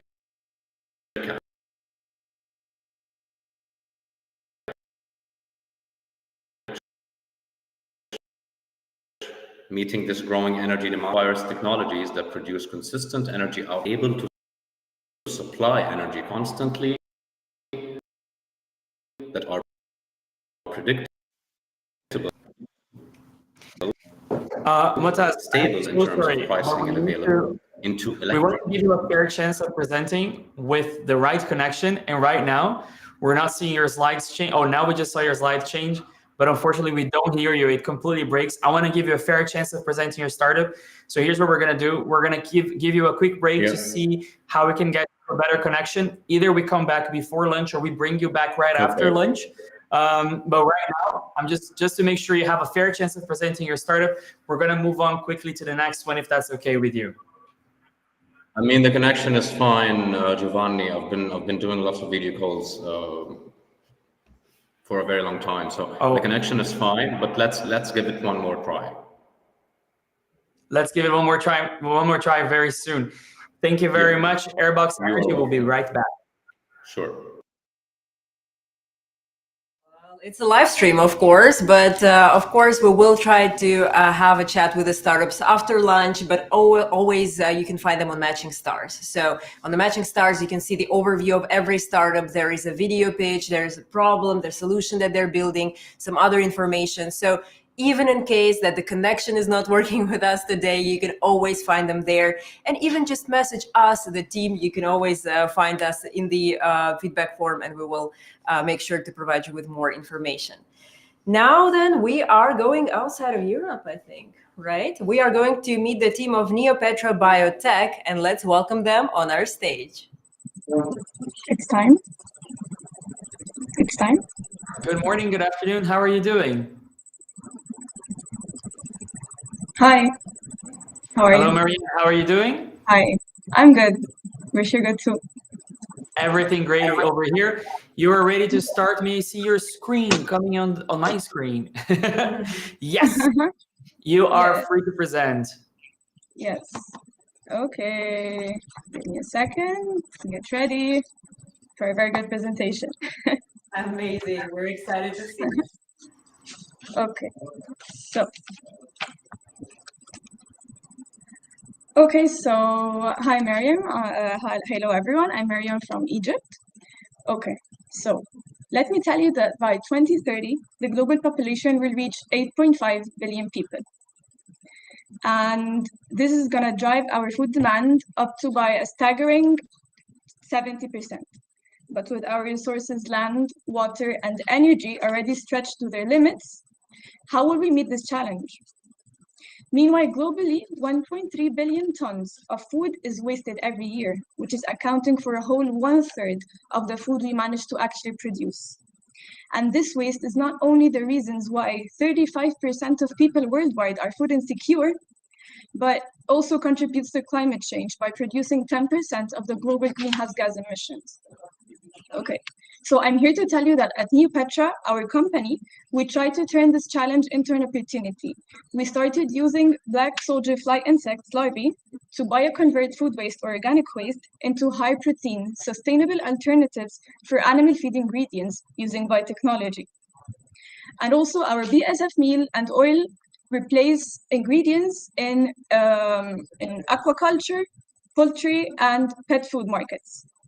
Okay, now let's talk about our uniqueness, or what makes us unique. Is that if we're compared to soy meal and fish meal, which are the two ingredients that we're trying to alternate in the animal feed production, we are going to find that the fish meal actually has higher protein content, but our BSF meal is more sustainable and has a very potential low cost and a higher fat content. And our company also designs a ready substitution case for the companies to alternate their ingredients with ours very easily. And this is an extra service that makes us unique. And if they actually alternate their ingredients with ours, with our protein powder, for poultry, we're going to find that it improves feed conversion rates by 15%, and it enhances growth by up to 10%, and also boosts immunity, which also reduces veterinary costs that they spend on making their poultry better. And depending on the aquaculture, we're going to find that it's going to reduce the cost by 30%, while improving nutrient efficiency. And also we offer them the stability of supply, as there's always a problem in importing these ingredients. So if we talk about the market opportunity, we're going to find that the global compound feed market is valued at $300 billion, and it's also expanding at 5.1%, which is very promising annually. This is a rapidly growing market and an industry, and we're targeting $4.4 million in revenue within the first 3 years after launching. Okay, so you can see our business model. So our revenue model focuses on selling our main products. And at a couple of dollars per ton for the BSF protein, and for the BSF of $1,000 per ton. And as we offer a sustainable solution and a cost-effective solution, we also had to sell our byproduct, which is the fertilizer and the pet food, for extra revenue streams. So from the money we get from this model, we can scale up the production of our main products for the animal feed ingredients. And now we're going to move to our team, which is the best of Neopetra. Our team's diversity is Neopetra's success. I'm Mariam Amir with a background in environmental sciences sustainability, joined with our founder and CEO, Ahmed Badawi, with a very strong background in entrepreneurship and business, alongside with our CFO, Abdurrahman Ostas, with his financial background, and alongside our great specialist in biotechnology and entomology, Aya Fathi, which we're trying to combine the technical expertise with the entrepreneurial vision to ensure the success and the scalability of our project. And speaking of our traction, since launching, we secured pre-orders and letters of intent, and we also established supply agreements for our organic fertilizer that we're selling as an extra revenue stream. And this traction demonstrates that the market's trust in our solution and that we can actually change and have sales. And to date, we're seeking $200,000 to scale our production and to expand our farm and to solidify our position. And it's going to be mainly spent in our own farm to be able to use the model and not the best business model and not depend on other suppliers. We decided to have our own farm. And most importantly, our impact is that after 3 years, but you're over a minute over time, so we kindly ask you to wrap it up in the next 10 seconds, please. Okay, sure, I'm already done. Okay, so Neopetra, in the next 3 years, we will have eliminated 32,200 tons of organic waste, and we will have reduced CO2 emissions by 78% compared to traditional feed production, and we will have saved 99.8% of the water used in producing traditional meat protein, and we will have finally created 150 job opportunities fostering economic and social development. Thank you. Thank you, Marianne. Thank you very much. I like that little 2x moment, but that was amazing. So can you please summarize your product as if we are five? I think that's one of the most favorite questions of today, in very simple terms. Okay, so we produce alternative protein powder and oil from the same process from insects. Amazing. Because we want to introduce those ingredients for the animal feed production. Very sustainable, very circular economy. Yes, and this is also out of recycling organic food waste. Amazing. And now the question coming, I think, directly as the bridge. So there are many different companies that are also using these ingredients. So how is your solution different from others using these black soldier fly products? Okay, so maybe our business model is what differs us. It's because we reduce the costs by selling all the byproducts of the same process. So what makes us different is our model. And we also give an extra service is that we help our customers and the companies that we're selling our protein to, is that we tell them how to replace it. And we give them the whole recipe for it, let's say. Okay, so other companies focus only on the fertilizers and the agriculture applications, and some only focus on protein, but we're trying to implement both to reduce the costs.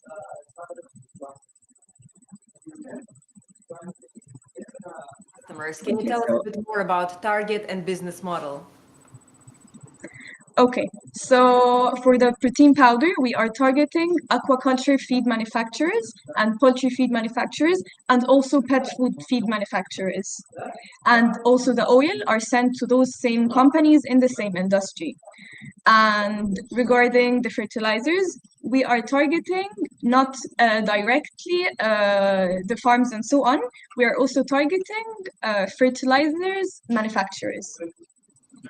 Loads of questions So coming. We're a B2B business model. Got it. Sorry, interrupted, but we have to answer quite fast because we have so many questions and so little time left. Sure, Tell I us will. more about why you and your team are passionate about solving this specific problem.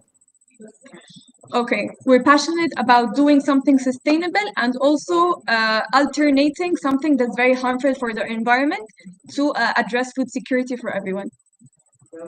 Amazing. I think that was a great summary. And then, of course, time for the golden question, which is why start a bootcamp?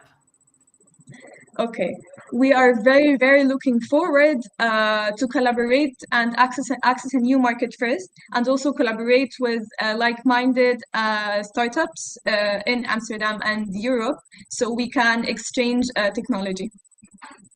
Super. Thank you so much for your pitch. Congratulations on being a female founder in such an industry. I mean, it takes courage, it takes strength, and we are really rooting for you. For mentors, don't forget to already match with the startup if you think they should be a part of the program. And thank you very much for your pitch. Good luck. Thank you. Bye.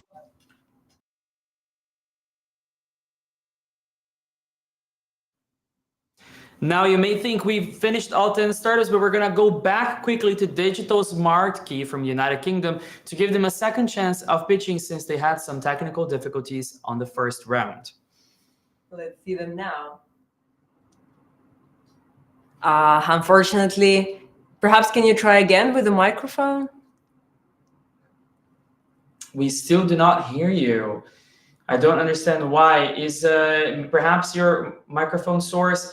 Well, we're going to try again, readmitting. He's going to log in again. Let's try. I see he's on the waiting room.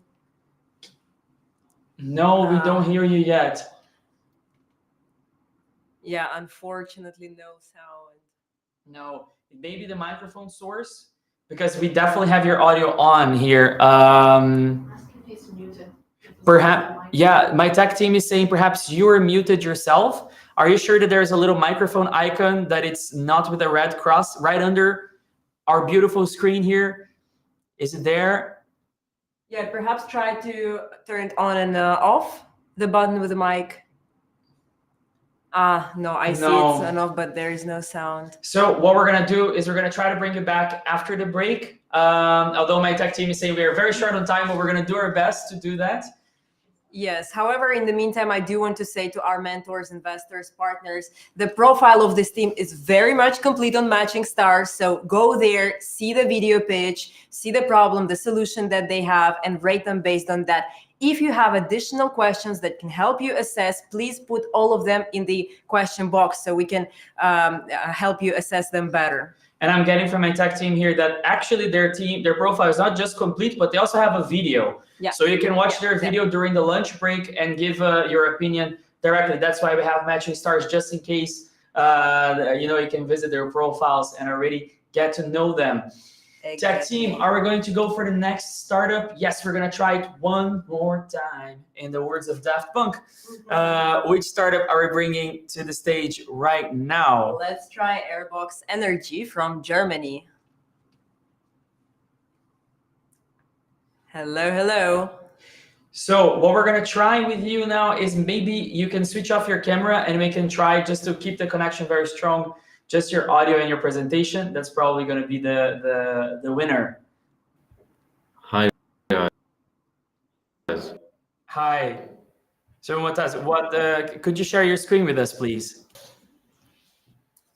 But do perhaps try to turn off the camera, because I have a suspicion that the main issue comes from that.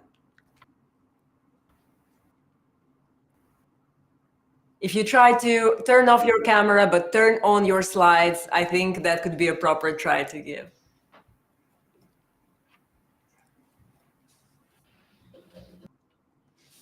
In the meantime, for all mentors, of course, the profile of Airbox Energy is also on Matching Stars. We're going to give you a quick break during lunch, but what's better than having your lunch matching with startups at 12 o'clock. Hello. CT. Oh, that's approaching. Let's try one more time. Airbox Energy, do you hear us? Hi, guys. Can you hear me? Yes, we can hear you, but we don't see your screen. We don't see your presentation yet.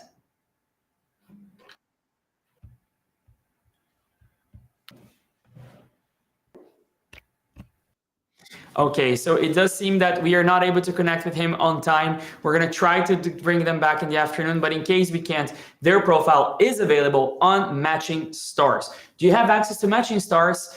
Give a little dance. Do you not have access to Matching Stars? Leave your name and email on the question box that is right next to the player or below the player, depending on where you're watching us. Your feedback is super important and it's taken into consideration, because at the end of the day today, we're going to start selecting the startups, which will be announced on Thursday at 5 p.m. sharp.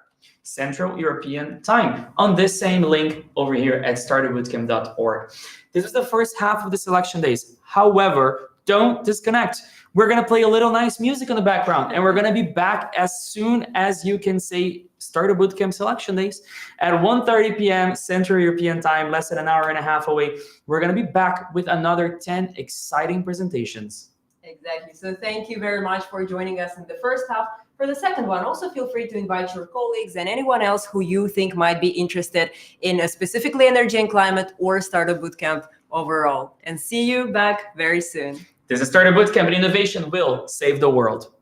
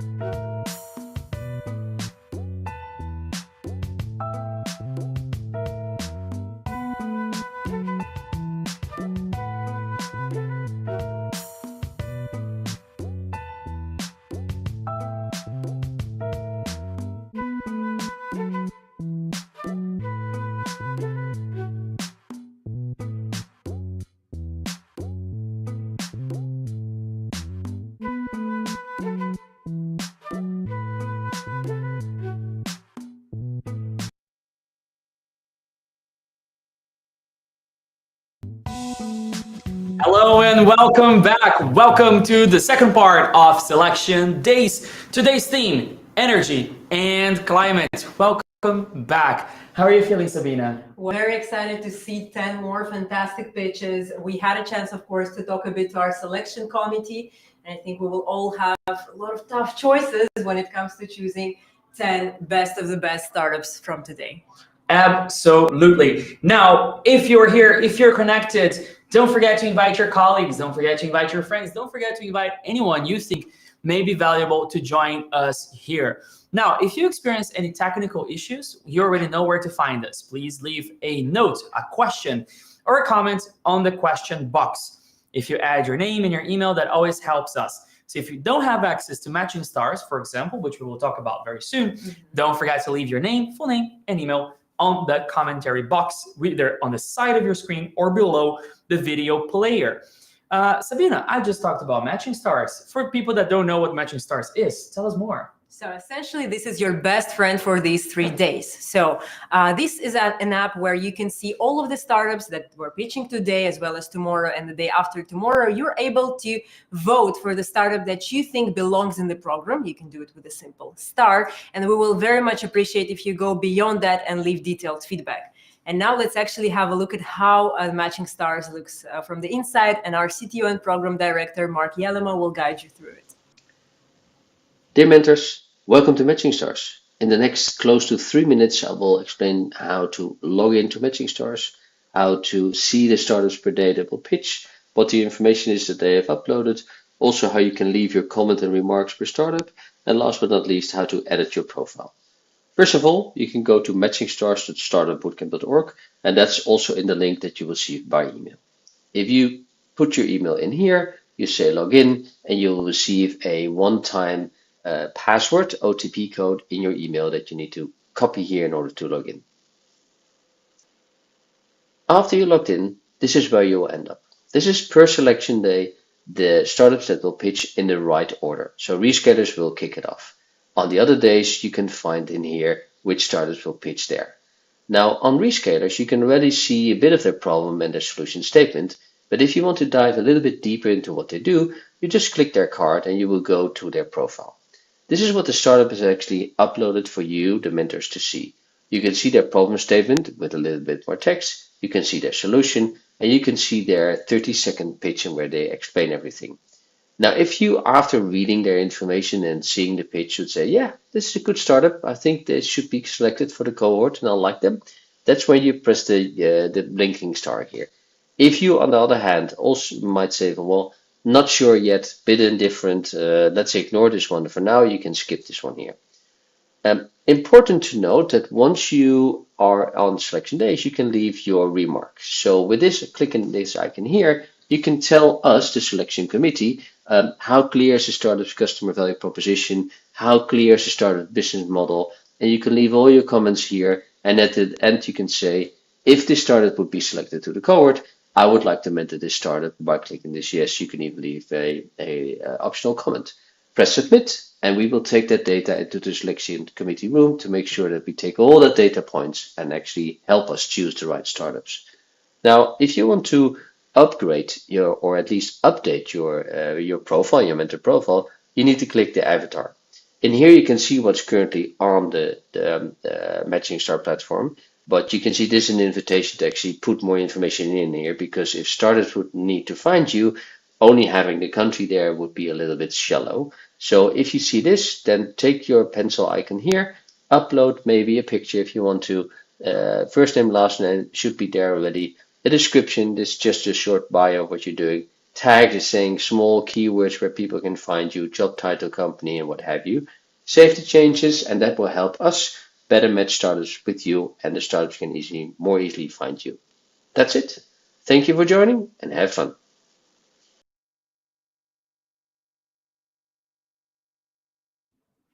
So you're ready to rate, to connect with the startups on Matching Stars. Another reminder, we see some mentors leaving ratings, but not clicking to connect with the team. You need to click on that golden star to match with the startup, to match with that star. Now, we are ready to welcome the first startup of this afternoon. This startup is coming all the way from the United Kingdom. It is Decarb Works. Decarb Works, can I see you on screen? Hi. Hello, Joaquin. How are you? I'm good. How are you doing? Doing excellent. Are you ready with your presentation? Yes. We don't see your screen yet. So I think you maybe have to share it again. Yeah. Let's do that. You're the first startup of this afternoon, and for mentors, they are Decarb Works. You can start rating and sending your questions right now. Joaquin, you have 3 minutes. The floor is yours. Perfect. Thank you. So, hi everyone. We're Decarb Works. We're creating autonomous agents for sustainability consulting. Today, emissions from global energy use are 40 gigatons of CO2 per year. That's 3 times higher than the Paris Agreement target. Companies responsible for the emissions, however, are not energy experts. They're in any sector from healthcare, manufacturing, services, and so on. And they're under a lot of pressure from regulations, customers, and investors. So they're seeking consultant support. However, those consultancies are very inefficient. And I know this because I've worked in one of these consultancies for the last 5 years. I've collaborated with many others, and I've peer reviewed the work from some other ones. And a lot of the repetitive tasks that we have to perform are done manually because consultants are not software experts. And there's a very low use of tech. Everything is still basically done in Excel.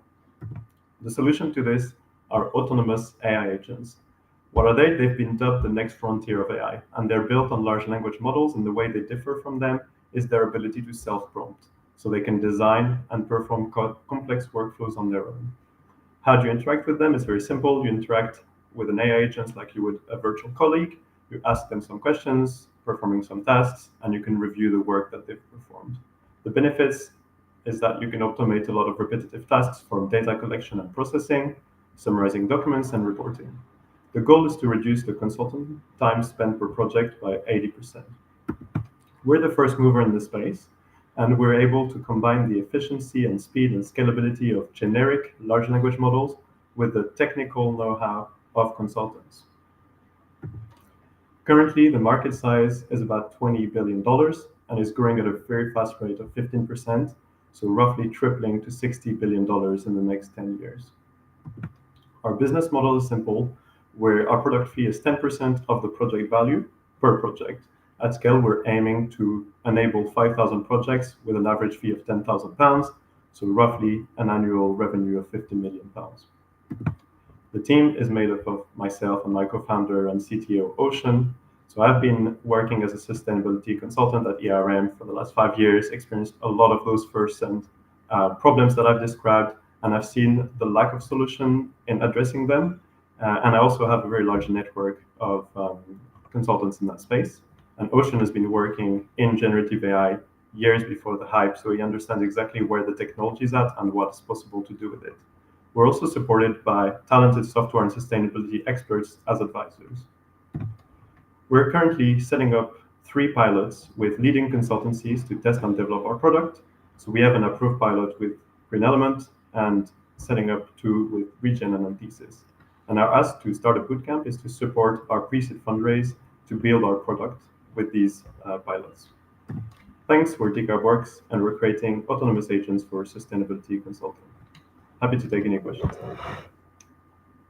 That was DecarBworks. Welcome back. Super happy to see you. Thank you so much for your presentation. Very, very clear. However, mentors have questions and investors as well. So let's start with the first one. From our friend and mentor Narayan, tell us more about how you address the issue of bias, accuracy, and updating your AI agents. Yeah, very good question. So essentially what we do is we input some technical knowledge into the software. So we're basing it on a standard LLM, and we're taking a lot of my own expertise and experience doing the work in energy transition and sustainability, and also updating all the knowledge base of the software tool, depending on what new regulation is coming in, new recommendations, new guidelines. So at all times, whenever those new regulations and information are coming in, we can feed it directly into the knowledge base of the AI, which is built on top of large language models. And obviously large language models do not have the ability to update because they're trained over very long periods of time. So they're always a few years behind. So that's not the case here. Very clear. Can you tell us a little bit more about the environmental impact of your AI agents? I mean, we are in an energy and climate as a program, so how about your climate footprint over there? Yeah, so I think there's maybe 2 things to talk about in that. So first of all, our impact in terms of what we're helping mitigate. Our goal is to help mitigate 10 million tons of CO2 per year at scale.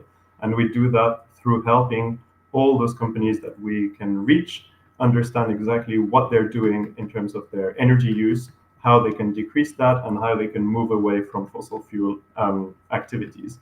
On the other side, the impact, the creation of emissions through the use of AI and so on, we've also assessed that. And we think it's actually negligible because we're not training a large language model. We're just using one that already exists.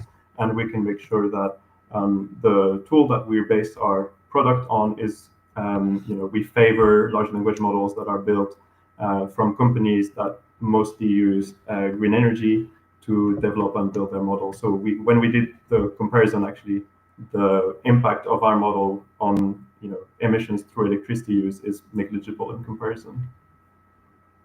Clear. So I think the use case is also quite clear, but then why would your solution be an urgent priority for your target customers to implement? So what is their main pain points now?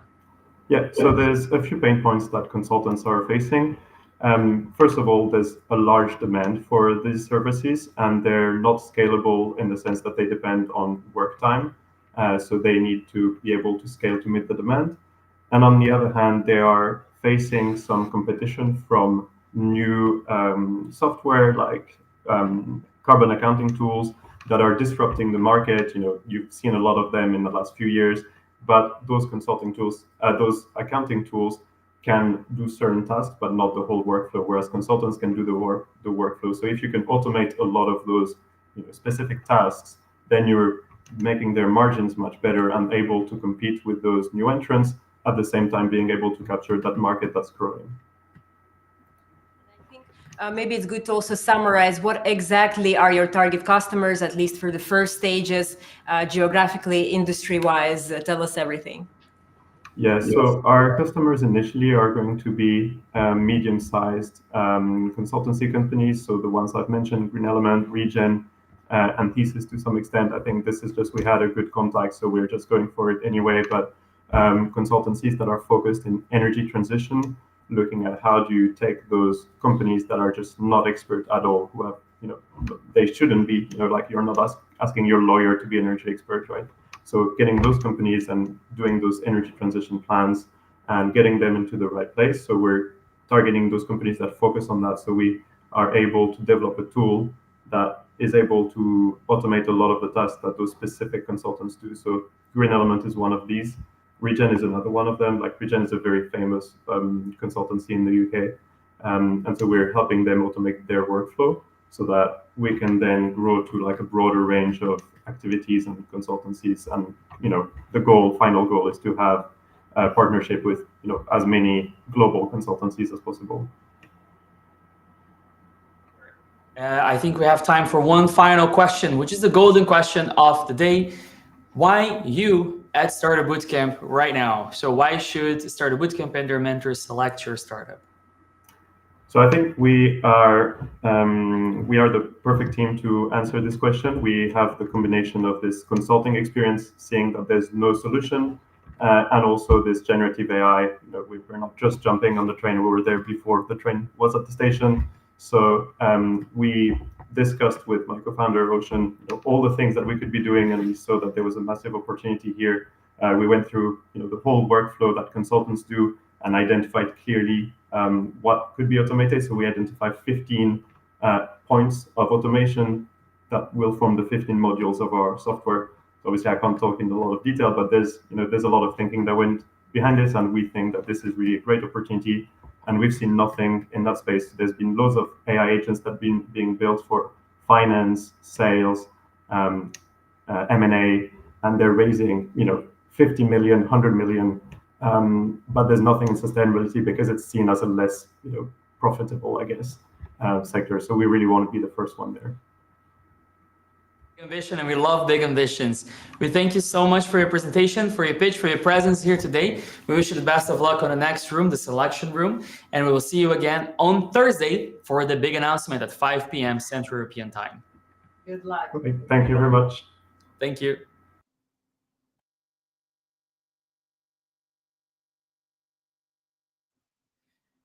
I mean, we started the second half of the pitches with a lot of excitement. Don't forget to bring your colleagues, to bring your friends, your investors, other mentors together with us, because we are ready to take a flight to sunny Cyprus for IQ3 Solar. I have them on screen. Let's see. Yeah, hello. Thank you for that introduction. Thank you. How are you feeling today? Yeah, I'm feeling good.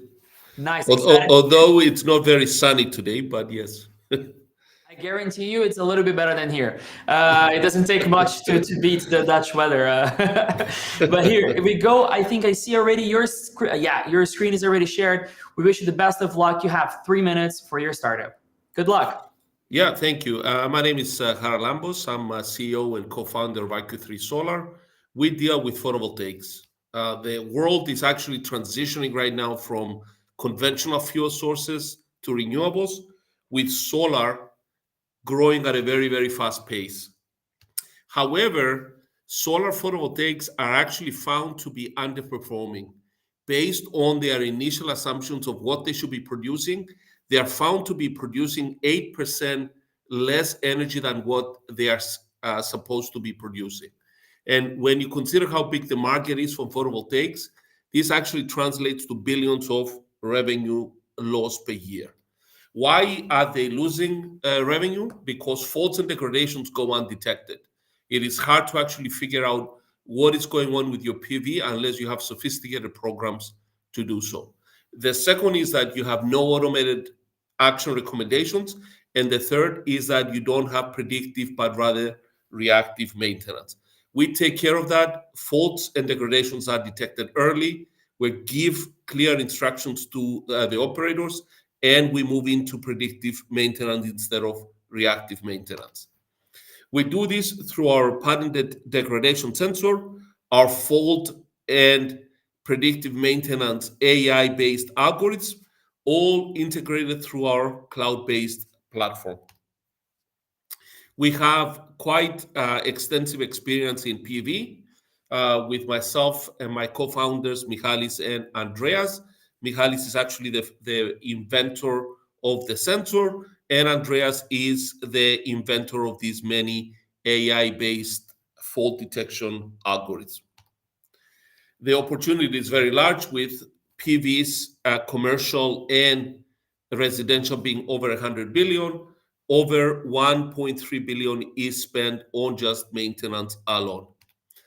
We plan to enter the market through a four-pillar go-to-market strategy with an outbound sales force, product demos, and inbound traffic through a targeted marketing campaign.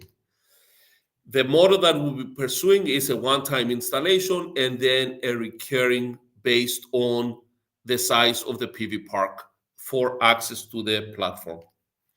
There is competition from newer comers such as Raycon, Raycatch, Solidic, bigger companies such as Gartner and 3E. However, we believe we are the only ones that offer the value of offering all three at the same package. We have accomplished quite a bit up to now. We have won awards. We won some grants. We are at the stage of having beta site testing. We are seeking to launch into Cyprus and Greece, and we're seeking partnership of 300K. Further on, we'll require an investment of maybe 1.5 million to 2 million to enter the United States market. So thank you very much for your attention. Thank you very much. I mean, very sharp on time. Love to see that. You were 6 seconds over time, which I think it was more on our time than on you. So good presentation. We already have some excellent questions here from our mentors. First one, you may have explained this before. Oh, sorry, that's another one.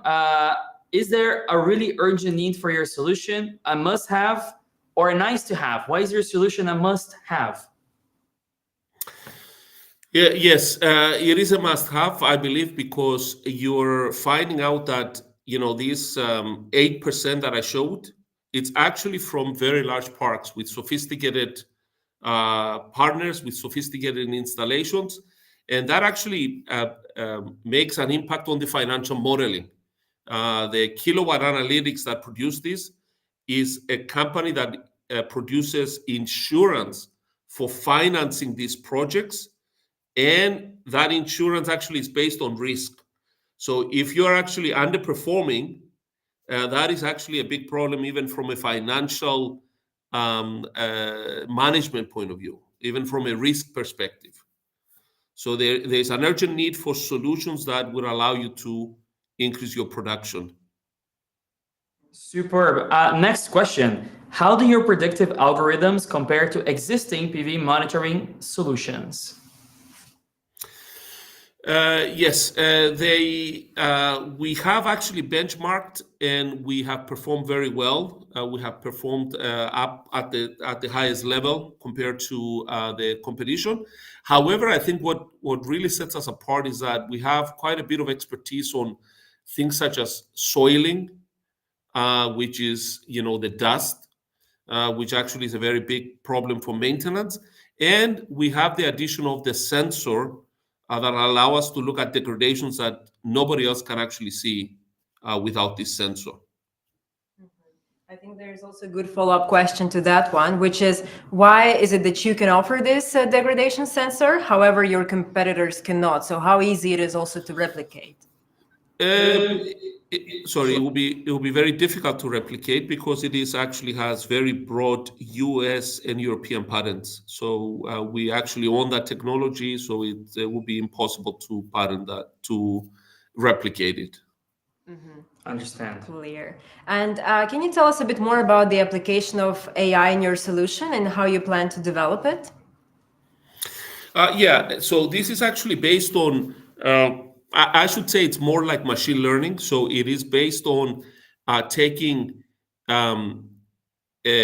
historical data from your PV parks and then modeling it based on algorithms that we have developed and that we have benchmarked to actually give you a predictive going forward. But it's a little bit more than that, because one of the first things that we do with the data, which is usually very, very noisy, is that we have proprietary cleaning algorithms. So the first thing that we do is that we increase the fidelity of the data. We make sure that the data is correct.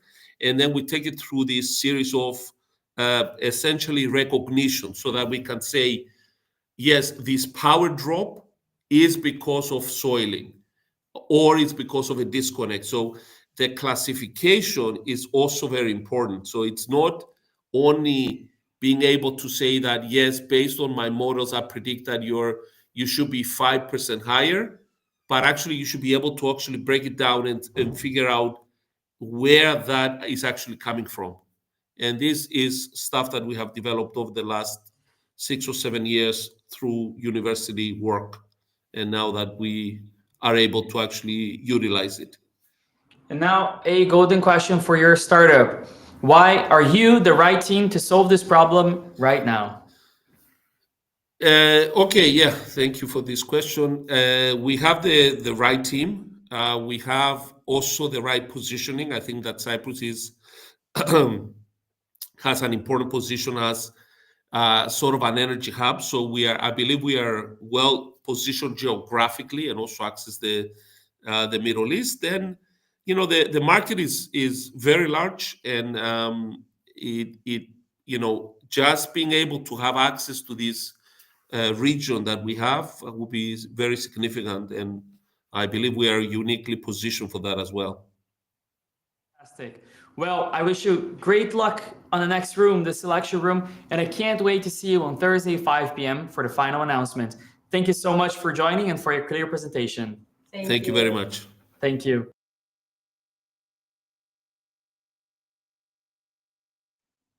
Amazing. Yes, I think great start to the second part of our selection day for energy and climate. Well, I think the next destination is quite interesting for me because we are traveling to Azerbaijan, which is where I'm from. So I promise I No bias. nothing to do with the selection. No, but I'm sure that when we see the pitch, we will see that for ourselves. Let's welcome the team of Climacell. Hello, everyone. My name is Fatima. Hello, Fatima. I'm the CEO of Climacell, so I'm very happy to be here. And we're very happy to have you here. Please start sharing the pitch. We cannot wait to hear it, and the floor is yours. Okay. Are high electricity bills from air conditioning your biggest struggle during hot months? As temperatures keep rising, staying cool is costing more than ever, but we are on a mission to change that. Our solution is smart wall and ceiling panel made from natural cooling material that helps reduce the energy needed to cool buildings, lowering emissions and energy costs. Buildings use about 40% of world's energy, and a huge part of that goes to cooling.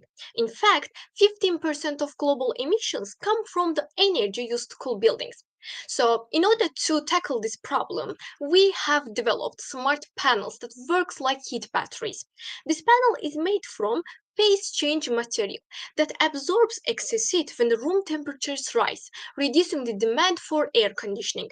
This reduces cooling energy use by up to 25%. At night, temperatures drop, panels release the stored heat, preparing the next day's temperature changes. So our core technology is specially designed bio-based phase change material. This material absorbs 240 joules of energy per gram. We have also embedded cellulose and graphite into PCM, creating a lightweight, leak-proof panels in various sizes and shapes. We can adjust the material mix to suit different climates. We have tested our panels on models of real homes, showing significant energy savings and cooling efficiency. Our competitors in the United States and Europe use costly microencapsulation, embedding tiny PCM-filled capsules in panels.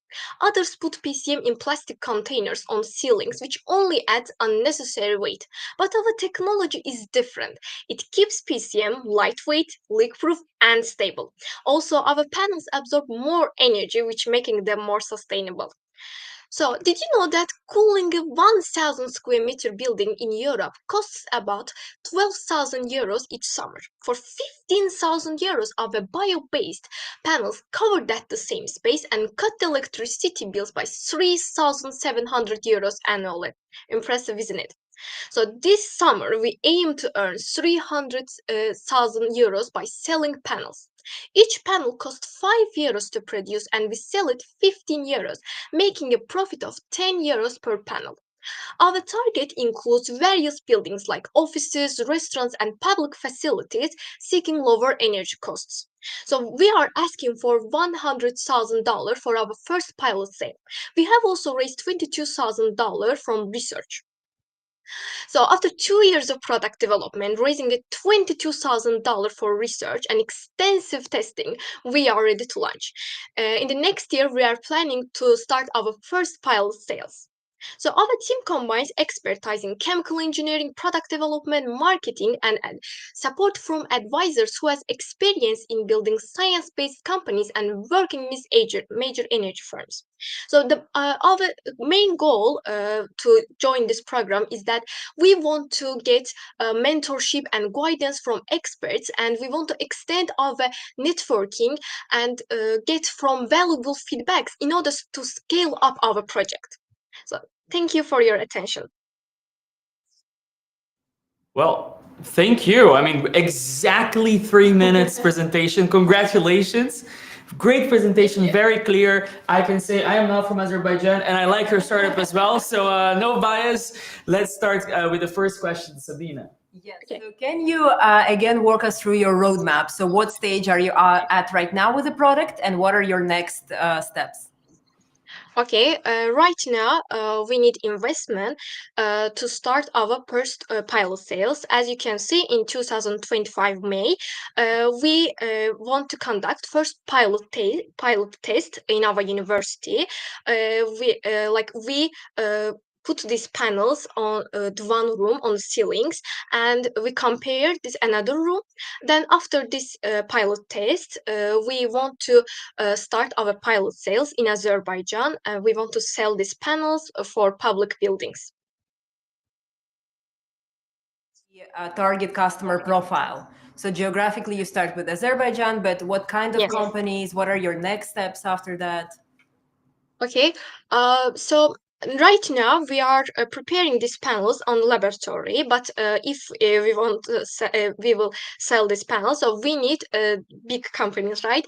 So our process of these panels looks like a polymer process. So we are aiming to collaborate industrial fabrics like polymer production.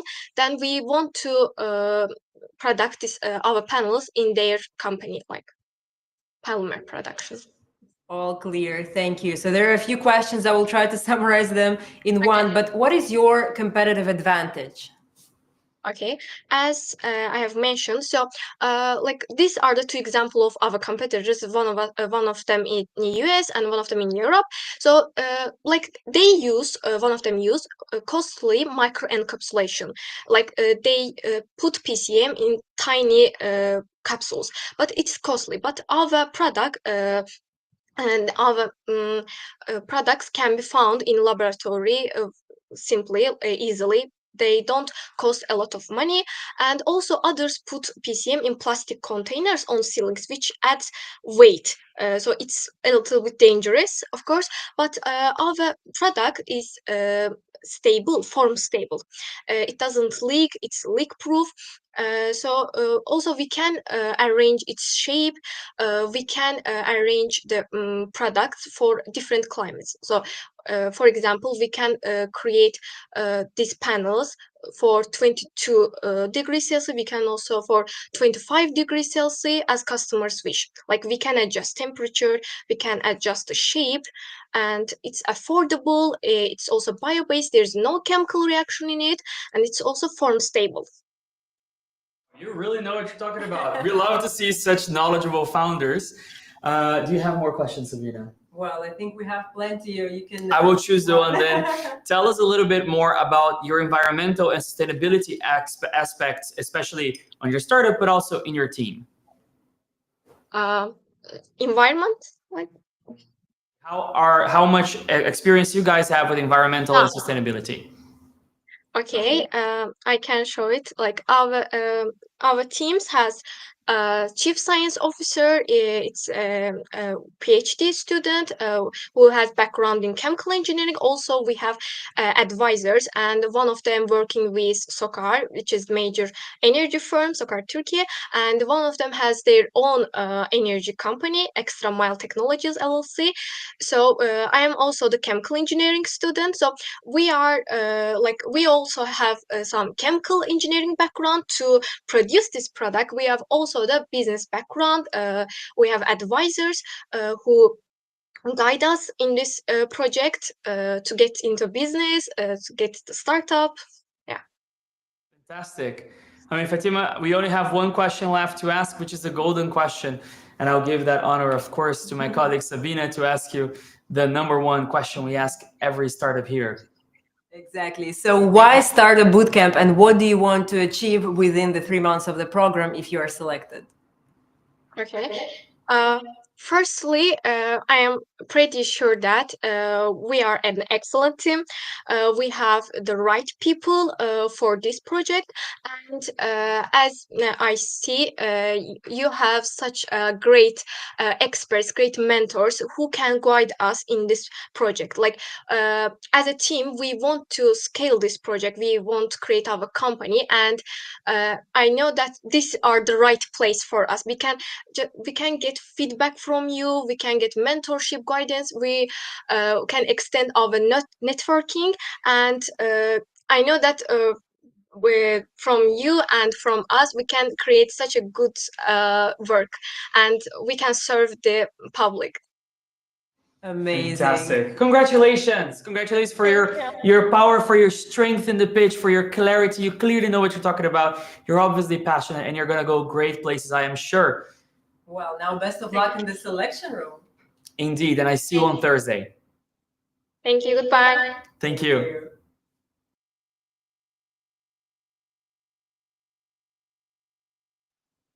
Well, I think that was a good start indeed. More and more energy. I love seeing that. Now, again, a lot of startups mentioned that a big reason that they want to join the accelerator is our mentor network, investor, partner network. So thank you again, the mentors that are here with us today. Don't forget, we have a lot of questions. That's great. But also don't forget, after the pitch, to go to Matching Stars. If you think the startup belongs in the program, then just click on that yellow star to make sure that we also take that into account. But if you have an extra minute, just go to more details and rate them on all of the metrics. That will really, really be helpful and be taken into consideration. Indeed. And now we go to the other side of the world. Exactly. So we go to see the team of No Harm, incorporated, I believe, in the United States. But let's welcome them on our digital stage and find out more. Hello, hello. Hi, how are you? Happy to be here. Super happy to have you here. How are you feeling? Excited, nervous? A little bit of both. I think it's excitement and nerves at the same time, but looking forward to sharing No Harm with you and with the world. I'm really excited that you're here. And don't forget, you're already winning. You were selected. You're in the top 20. So you're definitely already on the right track. Good luck with your pitch. Thank you. Appreciate it. Can we start? Of course. Take it away. According to a recent McKinsey report, the climate technologies in existence today are able to reduce 90% of carbon emissions by 2050. However, that same report stipulates that nearly 45% of those climate technologies will not survive to be able to reach that milestone due to verification and standardization fragmentation in the industry, knowledge gaps in the market, and scalability issues. We are No Harm, an AI-driven marketplace designed to optimize for the survival of climate technologies through matching buyers and sellers within the climate industry. We do so by facilitating access, fully integrating a solution to guide them towards net zero goals, as well as customized journeys. We have a 4-step approach. Our approach is customized roadmaps that are industry specific, allowing them and leading them to business growth, strategy improvements, visibility, and reach. Our platform simplifies the user journey of both buyers and sellers through a screening automated process, data sharing through profiles, as well as alignment and a matching system. Our competitors are global, but we are climate tech focused and unique. Because we are simply focused on the climate tech industry, we're not only able to provide more in-depth knowledge within the climate technologies around the world, but this will also inherently inform our AI model and be able to provide more value within our matches. We are uniquely focused around the intelligence of our matches as well as within the industry. Our market approach is unique in the sense that we believe that our sellers, our climate technologies, our scientists, our innovators, our engineers are global. Solutions should be optimized not simply by location, but by need.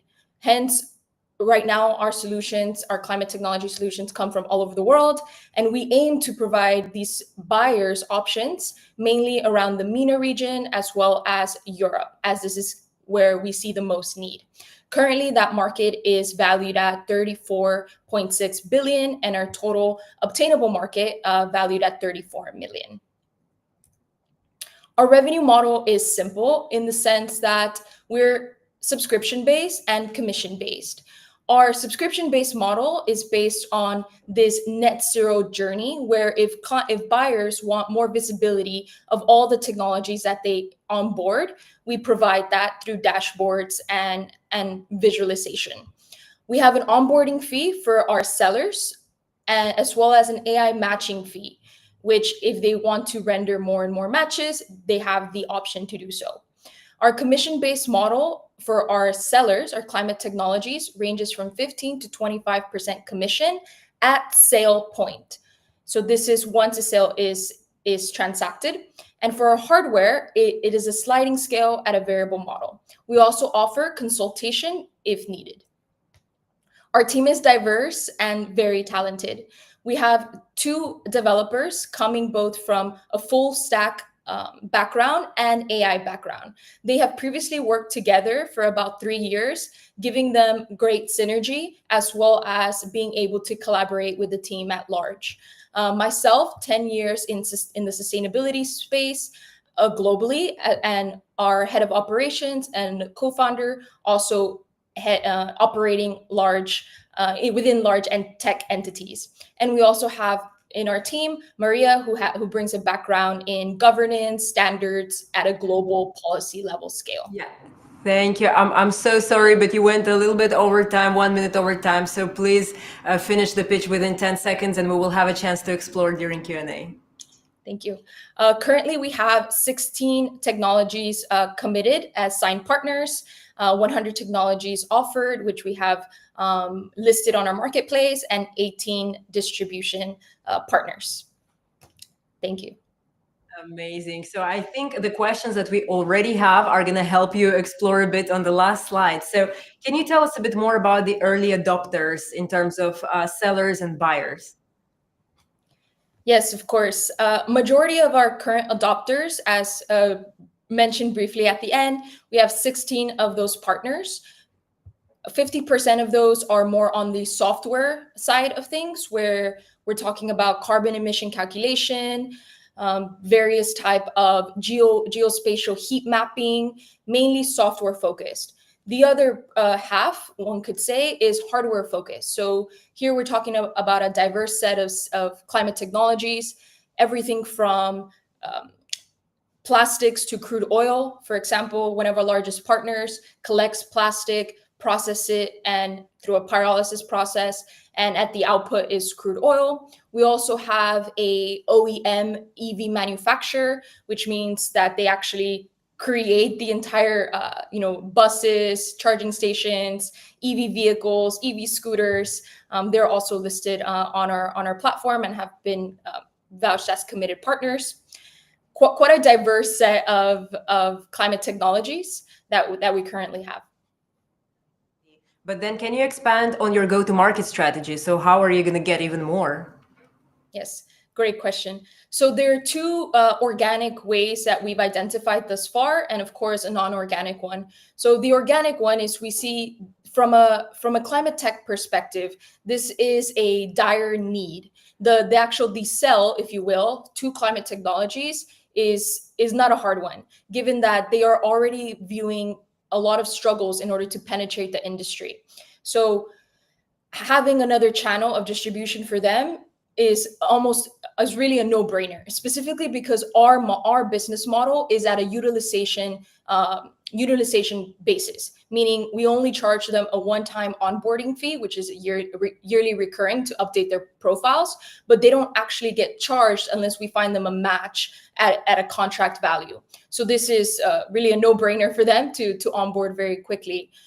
So this is kind of the organic side of things. And another organic side is, for example, we have a case of a company out of Hong Kong who creates non-toxic, easily recyclable lithium batteries as compared to the industry standard. And through the onboarding process, they recommended our tool to two other partners. So they see this is a community of climate technologies globally that see value in sharing and adopting best practices. And I think this is kind of our organic side of go-to-market acquisition of climate technologies. In terms of our non-organic side, of course, we do see that through the development of our technology and our MVP and being able to progress in our automation, we will, of course, invest in marketing dollars in order to spread our link, if you will, spread our platform and have a seamless flow of climate technologies onboarding by themselves seamlessly. Clear. Well, we have quite a few questions, but I will try again to summarize them. So if you have to summarize, how is your matching algorithm unique relative to your competitors? How would you say that? Yeah, great question. Thank you for that question. Actually, there's not many competitors focused on climate technology. So I think this is our unique set of data, I would say.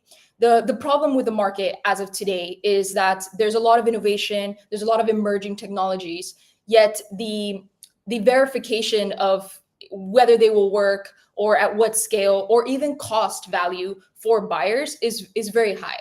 So our belief and our thesis, based on experience and of course on practice and market insight, is that through the incrementation of our data set, in other words, through the volume of climate technologies that we're able to onboard and thus be able to understand, and one could say map out the climate technology value chain of various industries and how each technology maps out, this will feed into our AI model, being able to optimize not only an obvious match, if you will, but a more timely-based match, an industry-based match, a location-based match. This will set us apart because we will become AI. Our AI model will become a very niche model, with a lot of basically open source data coming from the technologies themselves. Almost out of time, but I think we have time for a very quick answer to the last golden question. Yes. So the question is, why start a bootcamp? Thank you. So Startup Bootcamp specifically because you're one of the only accelerators that are specifically focused on the SDGs. Our main SDG, of course, is 13 because of climate change, but also 17, partnerships. We believe that through our model, of course, very partnership bias, we can create a change. And thus, through our partnership, Startup Bootcamp and No Harm, we can create a bigger splash and impact. Amazing. I love this answer, and I wish you best of luck in the next room, in the selection room. And on Thursday at 5 p.m., we'll find out if truly this partnership will happen. But thank you so much for your passion. Congratulations. So knowledgeable. I mean, really impressed with the quality. Thank you so much. Thank you.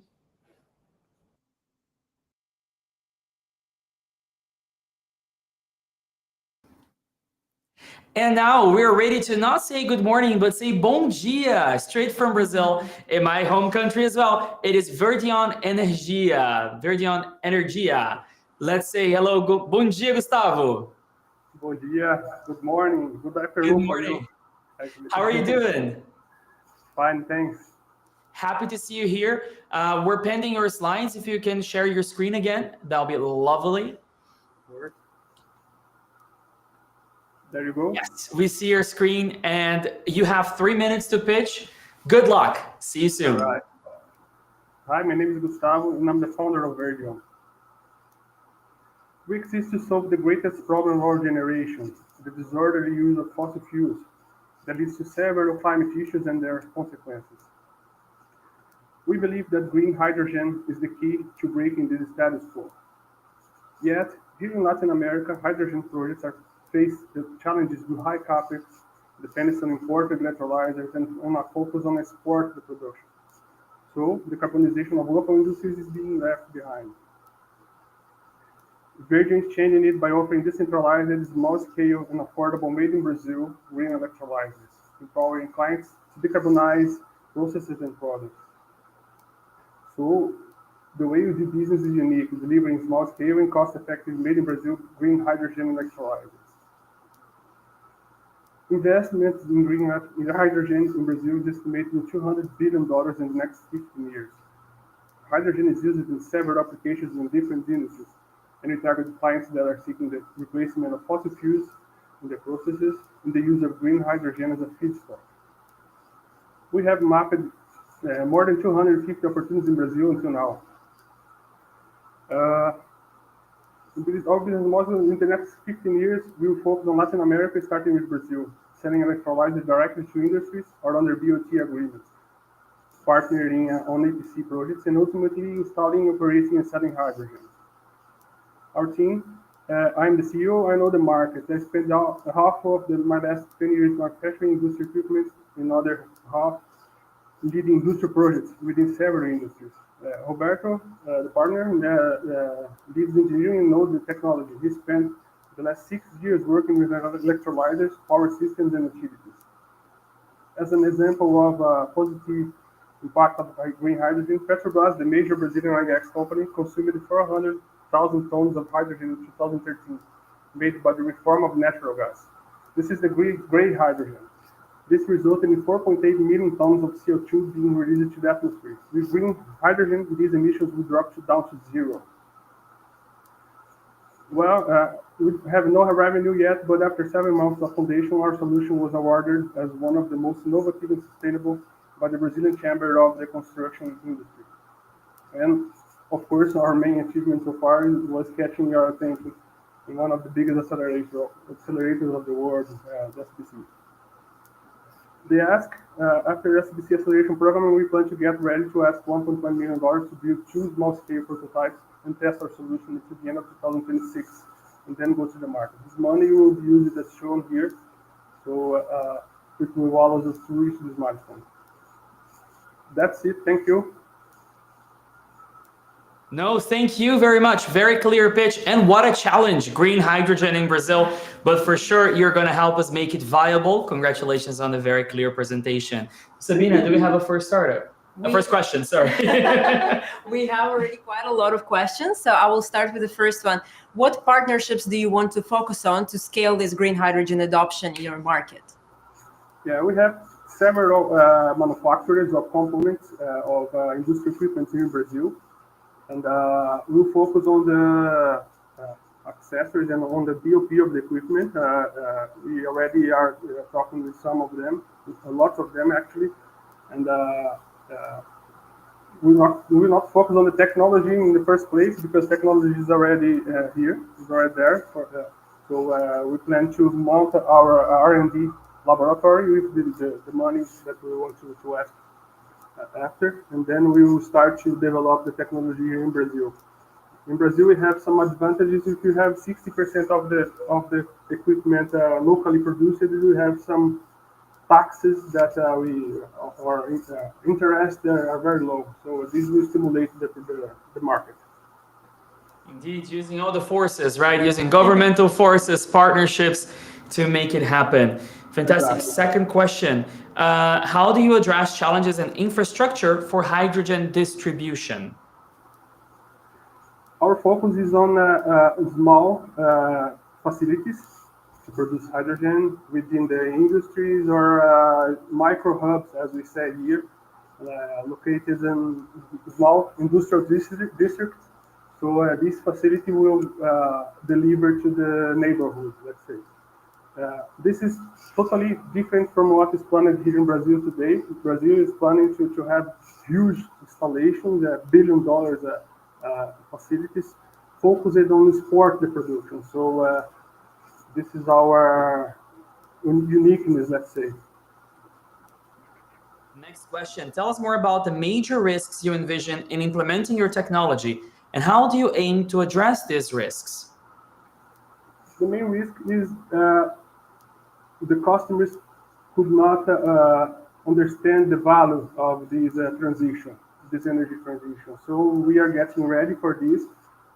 We will have a team, an engineering team, to support the clients to make this transition smooth. So we will not only sell the equipment, we will make them learn how to use the hydrogen instead of gas, natural gas, or diesel, or whatever. Hydrogen is a topic for the future. Why is your startup ready to tackle it today? Sorry, I lost you for 1 second. No worries. So some people are saying here that, hydrogen is a topic for the future. Why is your startup ready to tackle it today? So to solve this problem today and not, in 5 to 10 years. Of course. We see today in Europe and US and China as well, the moment that Brazil and Latin America will be in 10 years. So we are looking ahead. We are looking in 10 years from now. So we are getting ready. We will have few competition here in Brazil. We have only 2 other companies that are working on this. And importing equipment is not affordable for a Brazilian situation. So we want to get ready to be in 5 years like the choice of the clients here. That we were sure that we will reach the stage that US and Europe are today. Very clear, thank you. And I think you, of course, went over it in the presentation, but can you focus a bit more on your team? So why are you the ones also to make sure that this happens? Yeah, I have 20 years of experience in the engineering projects. So I spent half of them manufacturing equipment for the industry, manufacturing energy equipment, and the other half buying the equipment, installing, and commissioning the equipment. So I know quite a bit the market and how to do that. But now I think that it's time for me to go with my own team to do that. My partner Roberto is a young guy. He's a brilliant guy. He's 6 years experience in electrolyzers, which is the core of the technology we want to develop. So of course that today is only 2 of us, but we have plans to grow the team soon. So we think that we have the sauce, let's say. We have the last question. Yes. Golden question. Why do you want to join the Startup Bootcamp program now? Yeah, as I talked before with Sabina some weeks ago, I said, well, I made some research about you. I didn't know you, to be honest. And then I said, wow, this will be the perfect partner for us because they know the ESG and climate market, and then they can. I'm pretty sure you have the conditions to make us make Virgin go to the next level, so we can go together. Then I'm pretty sure that will be successful. To success then, I wish you a lot of success on the next room, the selection room, and I can't wait to see you on Thursday at 5 p.m. Central European time, so I assume 1 p.m. your time, for the final announcement to see if you get selected as well. But I already want to congratulate you for, such an impactful project, such a big challenge as well. We wish you the best of luck. Thank you guys. See you. Bye-bye. Thank you.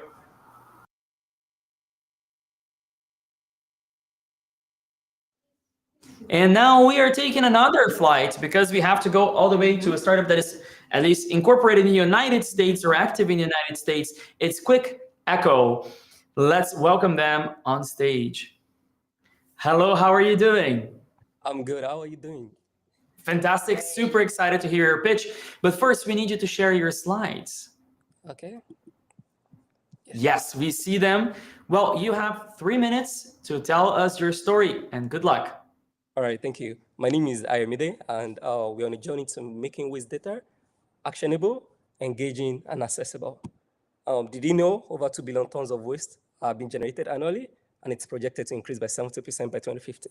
This shows it's an immense problem on our end, and we have to come together to solve this problem. At Quick Echo, we devised a new way of an ability to bring like communities together in order to solve this problem. The first of its kind, integrating satellite and crowdsourced images by training an AI model to map plastic waste footprint. We're able to find a unique opportunity to create a system that works for all the major stakeholders, the individual users, NGOs, and businesses. Also, we are opening up a new market opportunity for NGOs and individuals into waste management. And also, we're unlocking a new way to drive sustainable product consumerism. What excites me the most is about the market opportunity. Apart from the sustainable impact we'll be having, there's a lot of profitability in what we're doing as well. The global waste management market is expected to reach $678 billion by 2030. And also, like the sustainable product market is expected to reach $150 billion by 2030. And with a compound annual growth of 9.1% and 17.5%, respectively. Our core user groups are individuals, NGOs, and businesses. And our profit mechanism is data licensing, marketplace commission, donation feature for NGOs, and partnership and advertisements. We have a diverse team and experiences in product design, user experience, software development, business analysis and data science, environment engineering. These position us to succeed in this field. For the social environmental impact, we believe if 1,000 tons of waste are being diverted through a platform annually, this could prevent up to 10,000 tons of carbon dioxide equivalent emission. And we also believe if 100 businesses using the sustainable marketplace, this could actually lead to a reduction of 50,000 kg of carbon dioxide annually through the purchase of lower emission products. Also, we'll be creating what we call individual eco app, something similar to Spotify app, to give people awareness of their personal carbon footprint in order to encourage behavioral change. And for like the traction, we've been able to gather hundreds of users on our waitlist and receive overwhelmingly positive feedback from user interviews. This has demonstrated strong early interest and validation for our solution. We are looking to accelerate our platform development, expand our team and early market activities. Beyond funding, we are looking for startup bootcamp mentorship, industry connection, and entering like the Europe market as well. Thank you.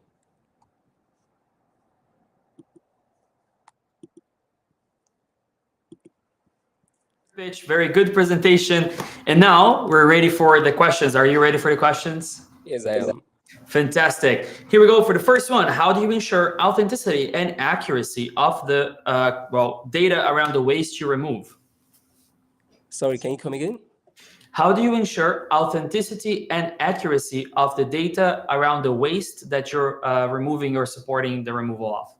Okay, using like the machine learning, it's going to be trained. And we have like in person, like with the NGOs that could actually confirm like these wastes are actually been there. So that's one of the reasons why we are combining the machine learning from the satellite images and crowdsourced images. So we have like the people, like human element of it to actually confirm the authenticity of this. So we are using like a multi approach to actually confirm this data. Okay, well, we have a mentor here that needs a bit more clarity. Can you explain your startup like I'm 5? I love this question. It comes so often, but it's great for people that perhaps didn't fully understand your startup. Yeah. So I'll relate a story. I started an environmental campaign group about 4 years ago in Nigeria, and basically what we do is actually go for waste cleanups. One of the major challenges we have was there was no way to streamline our efforts. There was no way for us to track the impact of what we're doing. So with this startup, so what we're doing is we're giving NGOs like an opportunity to actually track the progress, to actually communicate the impact. So another interesting thing about it's first of its kind, being able to know where waste is based on satellite images.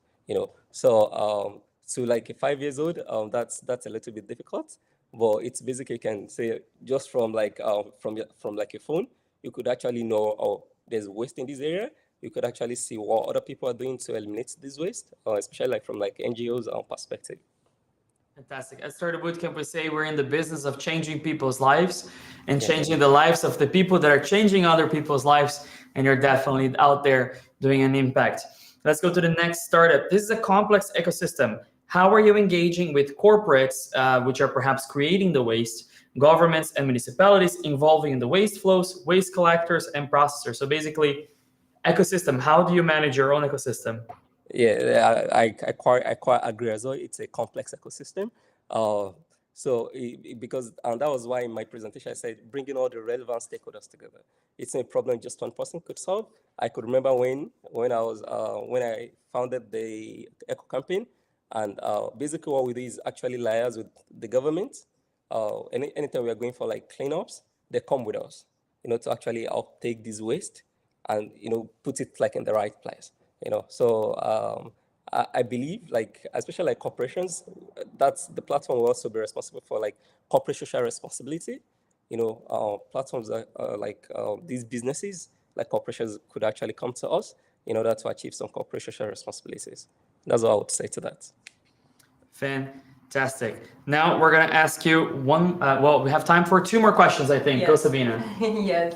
So I will squeeze in one question from several mentors, but can you walk us through your roadmap a bit? So what are your next steps? Do you mean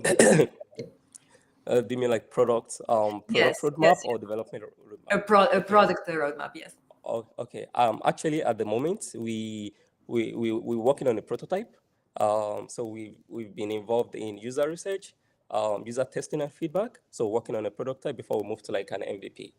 So we're looking to like develop. I have like a presentation that solves that. So we're looking like to.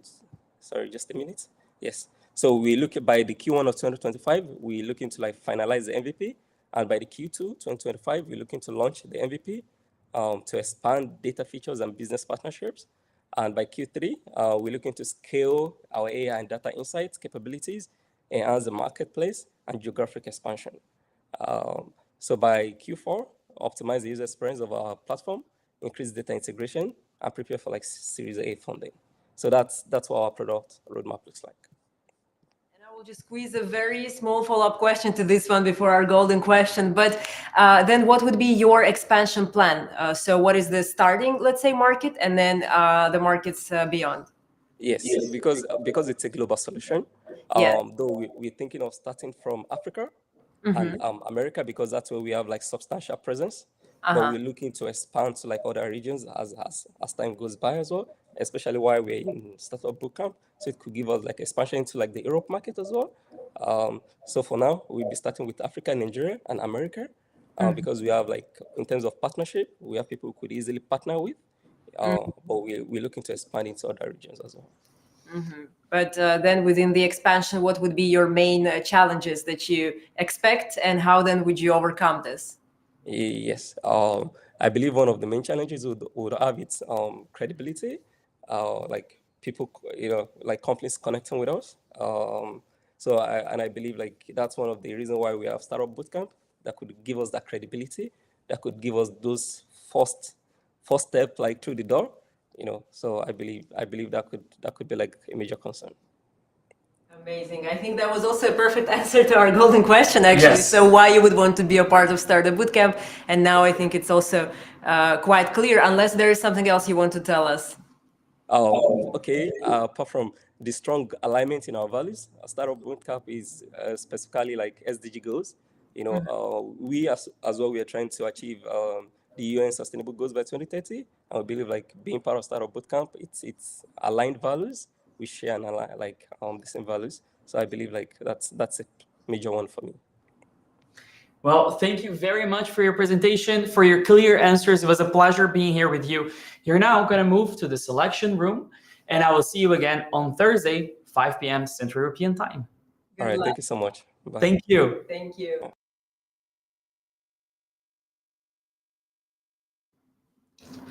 Now, if you don't follow us on social media yet, you know where to find us. It's Startup Bootcamp on all the major social networks.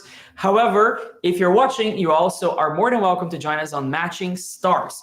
Now, if you don't have your login to Matching Stars, you can leave your name and your email on the comment box next to us. If you're following the event via Matching Stars, we are going to jump one startup quickly because of some technical issues, and we're going to go directly to Infra Fund incorporated or active in the United Kingdom. So welcome on stage, on the digital stage, Infra Fund. Hi, it's a pleasure to be here to showcase our platform. Amazing. I love the excitement. Now we are going to share your screen. Yes, you got 3 minutes on the clock. Good luck. Very good. Thank you so much. I'm Iman. I'm the founder of Infra Fund, a fast financing infrastructures. We help solve net zero investment gap by enabling public ownership of renewable energy infrastructures through real-world asset tokenization on blockchain. So the main target that we want to solve is about highly expensive commitment of reaching net zero emissions established by UN member countries. There is an investment gap of $3.5 trillion annually in renewable energy infrastructures to reach net zero by 2050, which is reported by McKinsey and Sustainability Group. So the main challenges that we want to solve this problem was about inaccessibility and illiquidity of net zero project investment, time-consuming and costly financing methods, and attracting all parts of society to contribute in net zero investment gap, which is reported by Intergovernmental Panel of Climate Change. So our solution is about InfraFund. InfraFund is a Web3 crowdfunding platform for net zero projects. It democratizes investment of green energy assets through real-world asset tokenization on blockchain, and we incentivize all parts of society to contribute in net zero investment by renewable energy infrastructures dividend sharing. So the benefits are reducing crowdfunding fees by 30% through blockchain, and we can reduce funding timeline by up to 50% through smart contracts, depends on the projects. So our USP is about covering 4 kinds of financing methods in one DAO-based platform: charity, loan, equity, and pre-sale of energy. We offer low-cost green future energy token, and we unlock liquidity of green energy assets by 24/7 days secondary market. And also we provided real-time project tracking by AI-driven digital twins of renewable energy infrastructures. So the market size for reaching net zero is about $9.2 trillion annually. Our initial ambition is 1% of this market size, which is around $92 billion annually. And our revenue models consist of crowdfunding campaigns fees, which is around 2%, and also 0.01% of token exchange are on our transactions fees. And also we have plans fees for our premium member subscriptions. With these assumptions, we can have annual revenue of $1.84 billion. So this is our team. I have Amir Sufi as our CTO, Giselle Hexot as our CMO, Puria Ghadir as our CGO, and also we have access to a wealth of experience of our advisory boards, like Luke Lang, the co-founder of CrowdCube, with more than 1.7 million members on their platform as our entrepreneurial mentor, and Professor Akbar Javadi, our renewable energy development from University of Exeter, Michael Ferbin, with the experience of working with World Bank and P and blockchain expert as our business advisor, and Nicholas Pearson, RIQ Technology Transfer Officer from University of Exeter, and Paul Garman, our business advisor from with more than 20 years of experience of IBM. So our environmental impact and social impact is about 42.5 million tons of CO2 reduction annually, with the scenario of targeting 1% of $9.2 trillion. And also we can create job vacancy for more than 600,000 job vacancy annually. This is our traction and partnership. We have been incubated from Set Squared Hub, delivered by University of Exeter, and also we've been awarded for environmental impact of 2024. And we've also proud to partner with Microsoft for Founders Hub, Autodesk Technology impact, and many programs powered by UKRI Innovate UK, and also we've been FinTech Award finalists from UK's Tech Southwest 2024. So this is our market validation phase. We've been so lucky through support of Scaling the Age and IQ Discover. We could receive 14 expression of interest from different companies to pilot their green energy projects financing via infra-fund tokenization solution. And also we engaged with over 100 relevant stakeholders in UK and UAE to refine our platform. So via Startup Bootcamp. I apologize, but please, if you can go over this slide within 10 seconds because you are over time by a minute. Okay, thank you so much. So via Startup Bootcamp, because of our shared values, and also we want to have connections and advisor from Startup Bootcamps to reach the goal of UN Sustainable Development Goals and provide investment for our pre-seed round. Thank you so much. Amazing, and thank you so much. Also impressive pitch and traction. So there are a few questions on the same topic. So can you elaborate on your competitive landscape? So what makes you unique? Yes, our uniqueness is about full integration of AI-driven digital twin and blockchain and smart contracts to have a transparent and secure platform in terms of Web2 crowdfunding platforms. We let anyone to invest in renewable energy infrastructures, and we eliminate third parties through smart contracts on blockchain. And if you have to explain the same thing, but in very simple terms, so with people perhaps not so much within blockchain, so how would that be different from platforms that are already popular on crowdfunding? Yes, the platform, for example, Ripple Energy and Citizen for Energy and Energy for Impact, I have some conversation with the co-founders of them, and I could understand that there are some gap between, for example, liquidity of the assets. So we provide liquidity of the asset of energy tokens. So in this way, they can share their tokens on the platforms, and they can sell their tokens and bonds on this platform.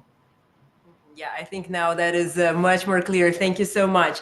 Now, can you tell us a bit more on the business model, especially what do the premium users get relative to the basic users? Yes, we have subscription plan for our premium users because they can show their projects on the top of the projects, and also they can have a successful crowdfunding campaigns in this way. And we have also some premium crowdfunding campaigns for them to raise their money, and also they can access to our AI-driven digital twins to have some insight about their project progress by KPI tracking and project scheduling. So these are the things that our premium members can have. Clear. And can you tell us a bit more about the product roadmap? So where is the stage that it is now, and what are the next steps? So we are, that's an interesting question. Thank you.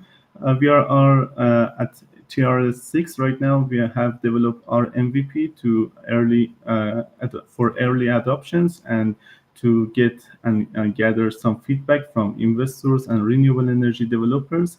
And after that, we want to secure our pre-seed round to reach the TRL7 to pilot this project on FCA regulatory sandbox and also other sandbox in Europe to pilot this project. And then we will go for initial token offering of this platform.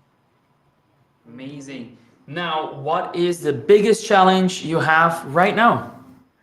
So the biggest challenge is about regulations. So we are trying to pilot this project to show the policymakers about the applications of the blockchain and real-world asset tokenization of energy assets to impact the influencers, to impact the policymakers to write their policy about these areas. And after that, we want to have some connections to get feedback about this platform. So these are our challenges right now. For you and Startup Bootcamp, why do you want to join the program right now, and why should mentors select you to the program? So a startup bootcamp have a shared value with like us, and both of us we want to assist UN Sustainable Development Goals, and we are trying to solve the finance problem of this area. So I think startup bootcamp have a great connections and great mentors around these areas. So after that, we can provide some investment opportunity through these programs. Fantastic. Thank you so much for a great presentation. Another great startup here today. I mean, we're on Startup 17. I have no idea how we're going to choose 10, but thank you very much. Good luck in the selection room. Come ready with your energy, and we will see you again on Thursday. Thank you so much. Thank you. Thank you.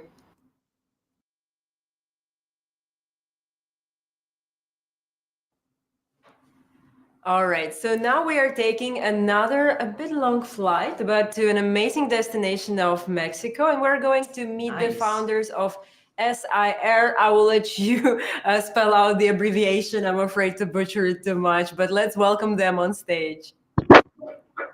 Hi, how are you? Hello, hello. All good. How are you? Fine, thank you. Amazing. So how would you pronounce the full name of your startup? Yeah, it's in Spanish, so it's SIR, Soluciones Ambientales. SIR. Great. Thank you. Thank you for explaining. And now the stage is yours. Please take it away with your pitch. Perfect. Thank you very much. Okay. Do you know where? Do you know that in Mexico we generate more than 100 million tons of waste every year? This is huge. It's like the equivalent of 20 million elephants per year. So that is not the real problem. The real problem is that 60% of that waste is not managed very well. That ends in this waste ends so some places that is putting pressure in the public health and losing ecosystems. No. But we have the solution in Mexico. We have we have the smart waste management, where we waste management, all our waste management is automatized and digitalized. We develop a software where you have all the traceability of the waste. We can give the information to the clients, how much waste they generate, how often they generate, and the most important, the environmental impact of this waste. No, our business model is a B2B model. We have this. We charge for per kilo of waste. We charge of the transport as well. We sell the recycled waste, and our price of the software is included in our services. Right now here in Mexico, we have a lot of pressure in companies. Companies need to accomplish all the regulations. More, the investors are pressured with all the ESG things here in Mexico. As well, the clients are more they are more pressure for the clients. The new generation are looking for more sustainability solutions. So this three is pressuring all the companies to waste the management correctly. However, we are expecting that a growth of 40% in the next years of growth of waste generation. Our market size, we serve mainly intensive producers, manufacturers, as chemicals, as pharma, as cements, steel companies, as well as some services like hotels, restaurants, and retail companies. No, our TAM is around $50 billion per year. However, our sum is around $5 billion per year.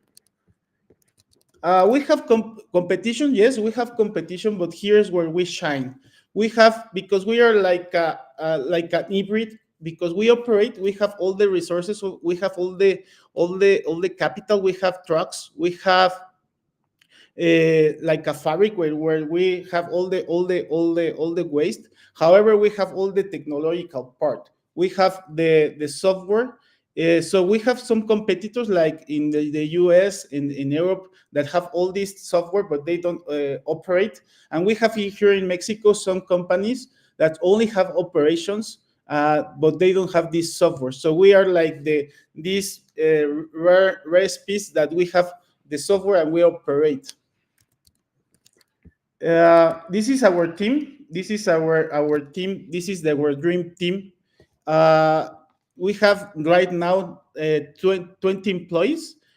We have Dulce Maria, that is our sustainability chief officer. She has more than 10-year experience in sustainability here in Mexico.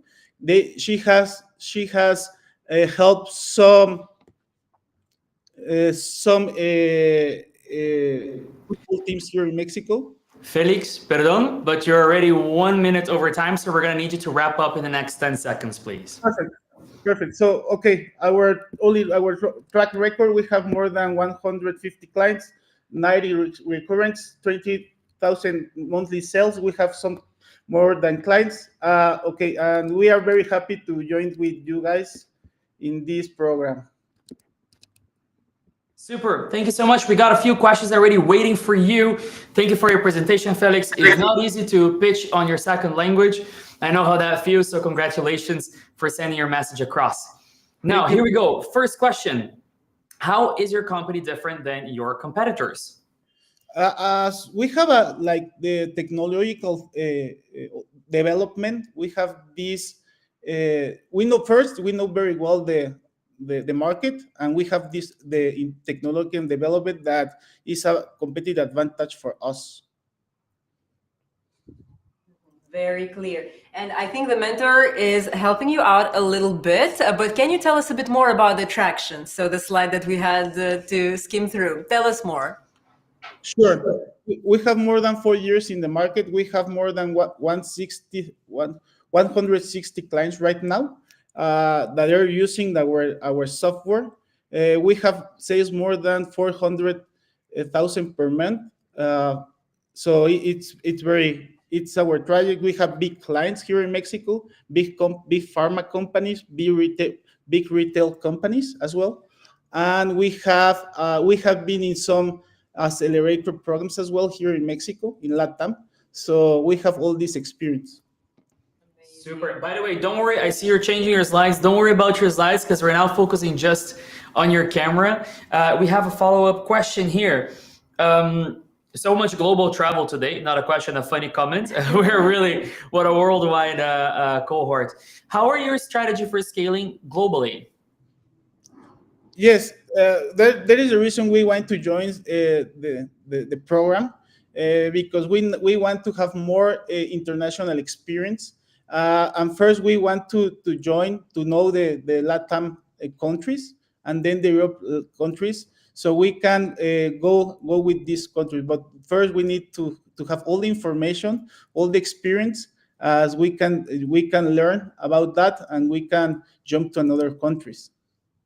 Super. How do you address regulatory challenges for waste management? So the law, the regulations, different in every country. How are you guys aiming to tackle that in your home country, but also abroad? Sure. With this, we have seen that regulation is like standardized all the world, because with all the ODS and the Paris so we have a huge. We are investing in a legal team that can do all the due diligence in each country to apply all the laws that we need to apply in every country. Fantastic. Now, what inspires you most about your idea, and what's your vision for growth? So let's start with the first one. What inspires you about your startup? Yeah, here in Mexico, when you are in the street, you see a lot of waste, and nobody is doing nothing. So Someone needs to raise the hand and start solving the problem. So it's a huge problem here in Mexico. So a huge opportunity as well. So that has inspired me to clean the planet. This is the purpose of our company, clean the planet, and we need a lot of people that helping us to clean that. Fantastic. You're completely right? Be the change you want to see in the world. Love your answer. Here we go. Tell us more about the positive social and environmental impact of your solution. So I really want to emphasize on the social part. What is the positive social impact your startup is creating? Sure. In the social part, all the waste finish in some places that is not the best places, in the streets and in the forest, in the lakes, whatever. But there is ends in the community as well. This waste ends in the community, putting in risk the public health. So when we waste correctly the waste, we are helping them, or we are reducing or minimize the impact of the waste in the public health. So is we are helping a lot with the health of the people, and in the environment side, we are reducing the carbon footprint of the waste management services.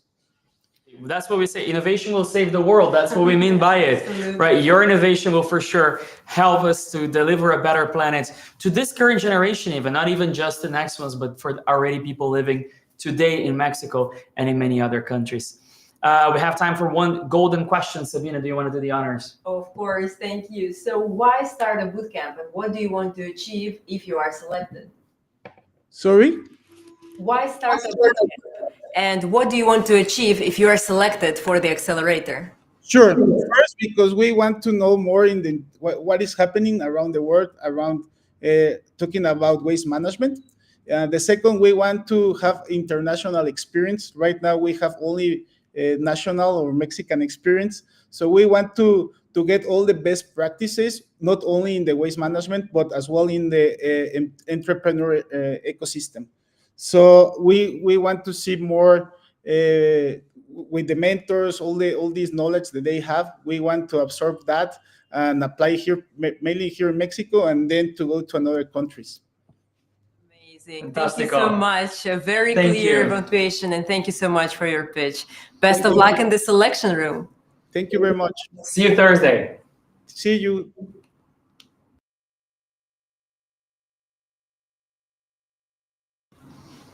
Well, I think we are approaching slowly the end of the day, which honestly, I cannot even feel that. It's already 18 startups. That's crazy. We only have 2 last ones left. That's what I was about to say. Don't disconnect. We have 2 startups left for today, and they are certainly very exciting startups. Sabina, where are we going next? So we're going back to Europe, and specifically to Denmark, to see the team of Sabia.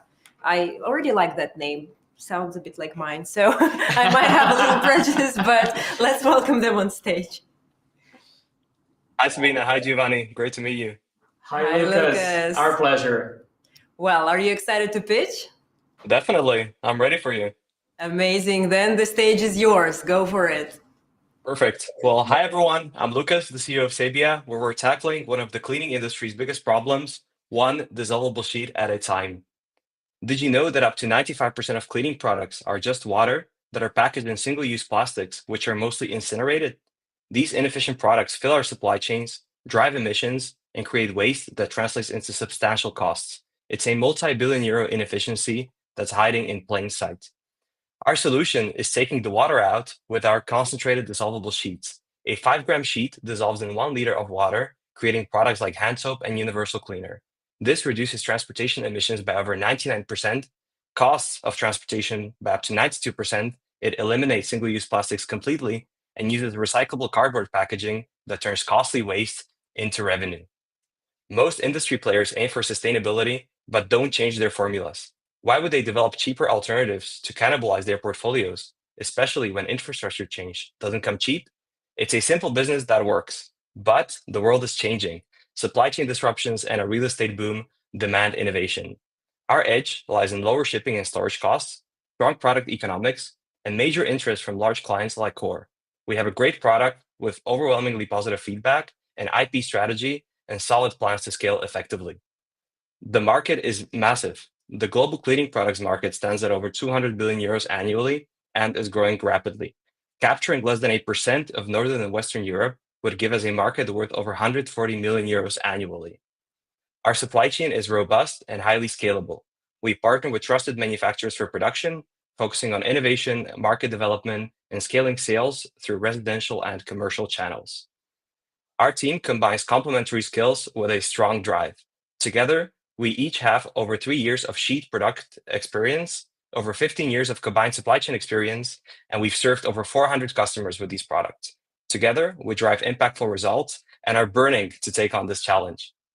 Our products strongly align with SDGs 12 and 9 while contributing significantly to many others. We reduce shipping weight and volume by over 90%, eliminate single-use plastics, and increase shipping capacity 13-fold while reducing costs by over 90%, making cleaning and sanitation more affordable. We've partnered with major distributors in Denmark and Norway, secured letters of intent, and are currently finalizing prototypes. With our MVPs receiving excellent feedback, we're preparing to launch by the end of Q2 next year. Startup Bootcamp will help us refine our scaling strategies, reach investor readiness, and help us put a dent into the EU market. The accelerator would be the wind in our sails, helping us transform the cleaning industry and create a cleaner, more efficient future. We are really excited and ready to become part of next year's cohort. Thank you. Lucas, what a pleasure hearing your pitch, talking to you, feeling your good energy. We are ready for the questions. How you feel now? You finally did the presentation. Does it feel good? Yeah, definitely. From mentors, tell us more about a positive feedback you've gotten. What exactly do your users like more about your solution?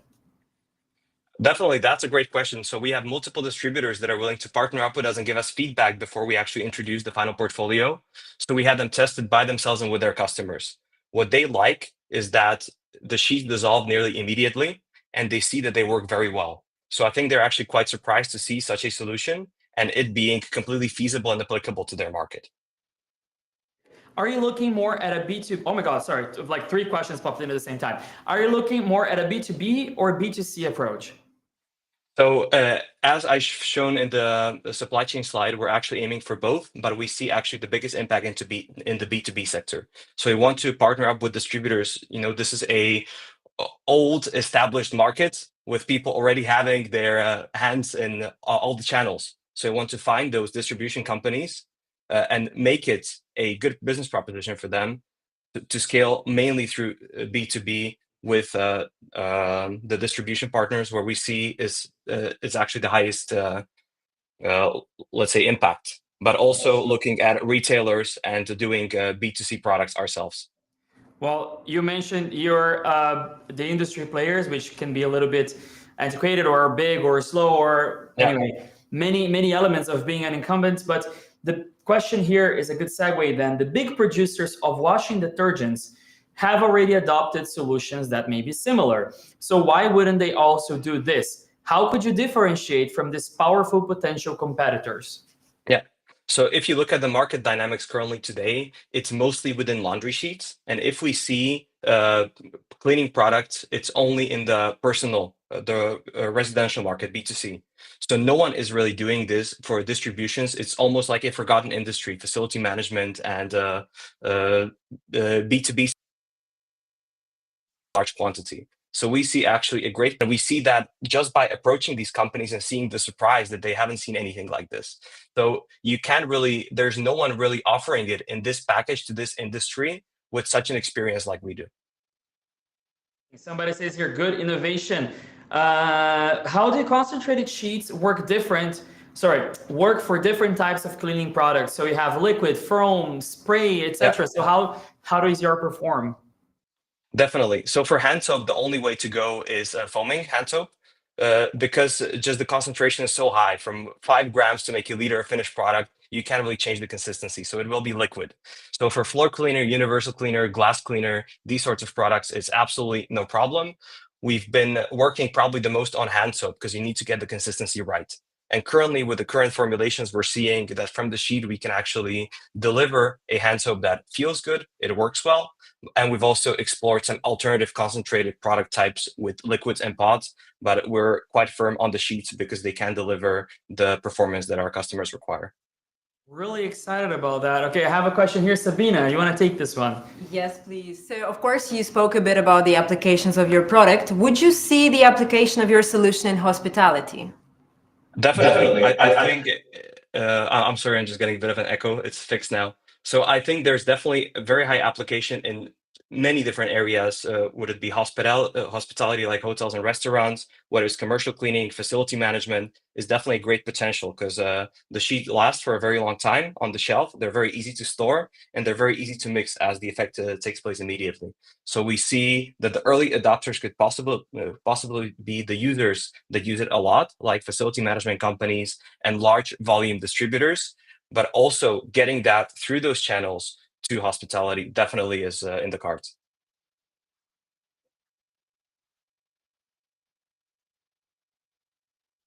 Yeah, sorry, I lost your voice. No worries. Are you working on, or do you already have any patents, registered patent? No, not yet. But the current IP strategy, it's for chemical formulations, it's a bit more difficult because you need to disclose the ingredients.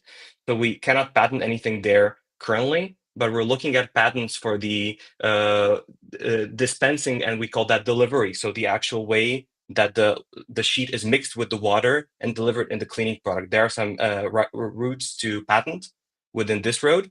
And also we're looking into using agricultural waste and agricultural byproduct to have the formulation of the sheets, which can also give us a road to protect IP and also open up for much more investments from governments, from the European Union and private investors. And of course, even greater impact to protect the environment. Amazing. I don't see my timer anymore, so I'm wondering if I have time for one last question. One last question, golden question. Why do you want to join Startup Bootcamp Accelerator right now? Well, we think it's an amazing opportunity to join such a talented cohort with the mentors and the whole community. It just seems like it's a great place to be when innovating or having such high aspirations as ourselves. Just to be surrounded with other ambitious people and having the mentors that can help us open up the doors to this closed industry would be highly beneficial. And that's really what we need currently. We can't wait to see you on Thursday again. I wish you the best of luck in the selection room. And thank you so much for brightening our day here with your solution and with your very, very clear presentation. Thank you very much. Thank you very much. It was my pleasure. See you.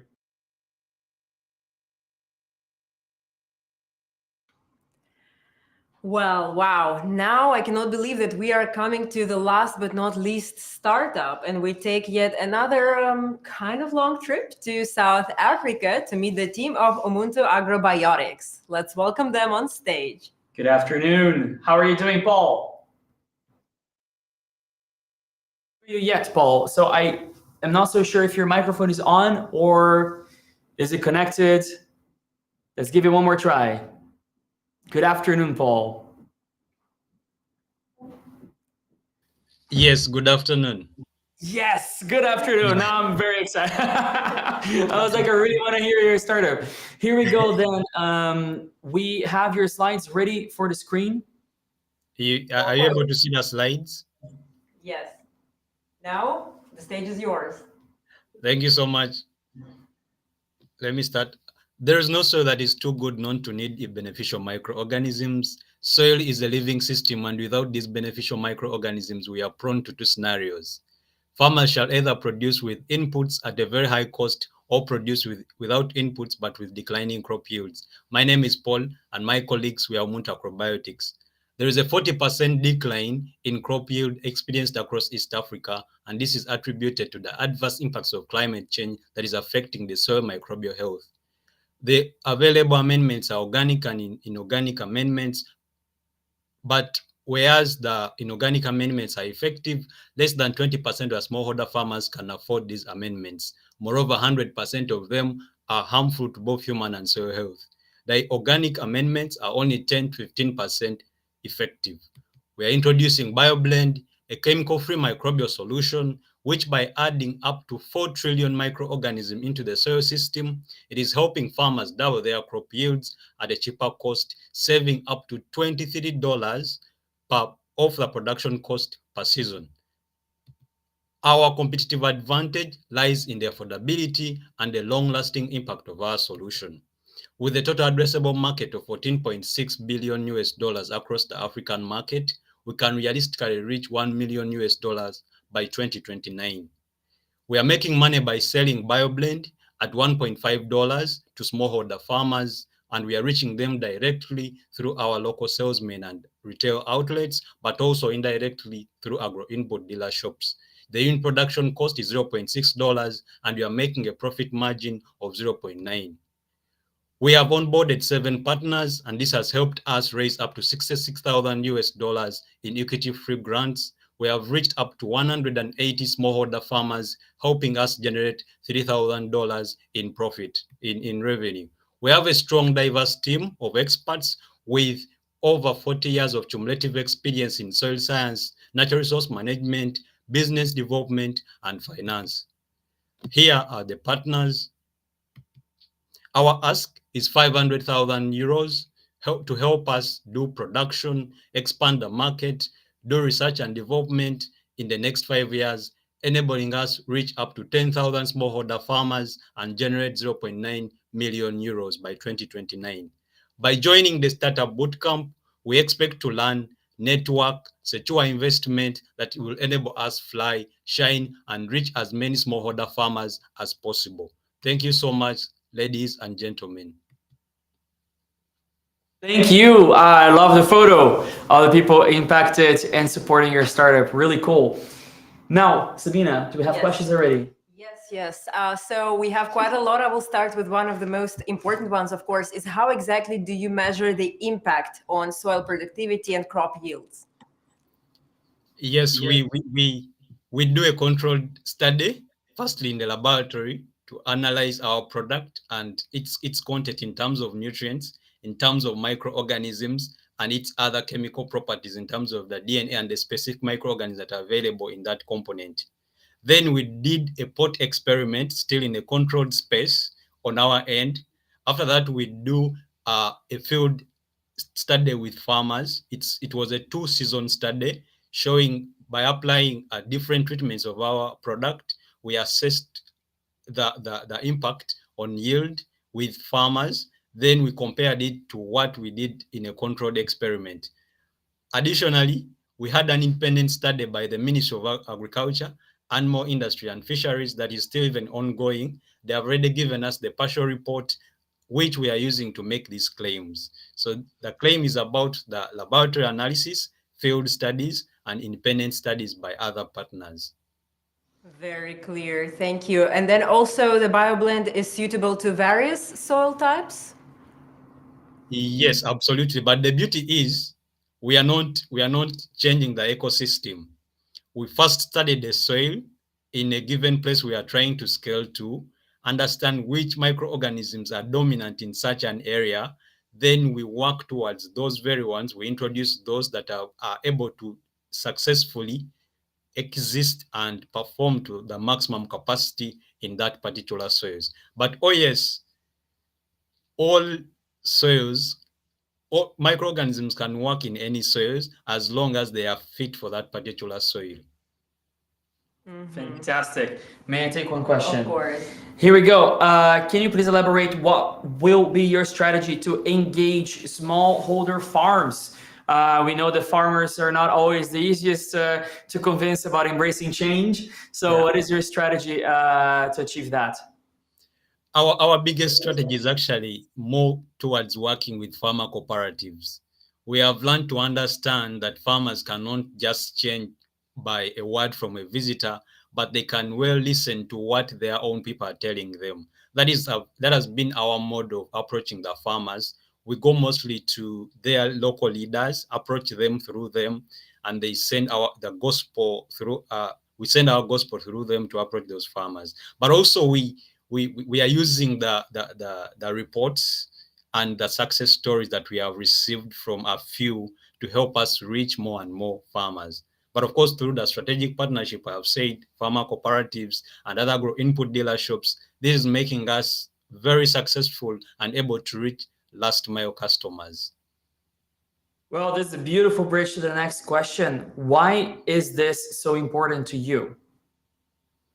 Personally, I am a soil scientist, and what inspired me to come up with this is the magic I saw in these microorganisms. That is one. But secondly, I'm one who was raised from smallholder farmers. My parents are smallholder farmers, and I've witnessed firsthand how climate change can impact crop yield in their systems. So apart from me feeling that I'm putting my knowledge and skills to use, I'm also imagining that I'm helping not only other farmers, but also my own family.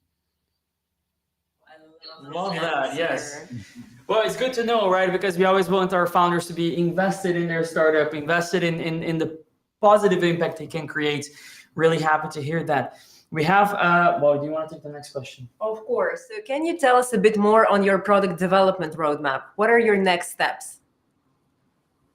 Yes, let me start with what is ongoing right now. Like I said, we did our laboratory analysis, we did our own tests, then we submitted our claims to the Ministry of Agriculture, an independent scientist that is doing actually the study on our product. So currently we are already receiving partial reports that we are using to report to this. But now, as soon as they have released the final report, and that will be the certification of the quality of our product, which we are looking forward to launching more vigorously on the market, firstly within Uganda to scale to the regions that we haven't been yet. And of course, after that, we launch to the other parts of East Africa, starting with Kenya.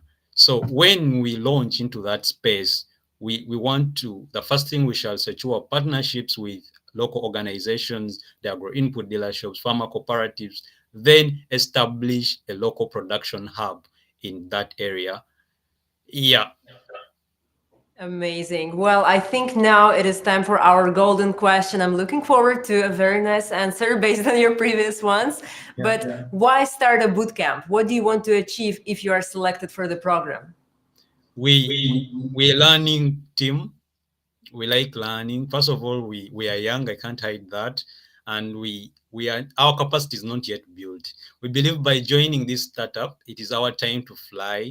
It is our time to shine. It is our time to reach as many smallholder farmers as possible. Therefore, we expect to learn. We expect to network with the global ecosystem. But of course, we expect to secure investment that will enable us even reach millions and millions of smallholder farmers.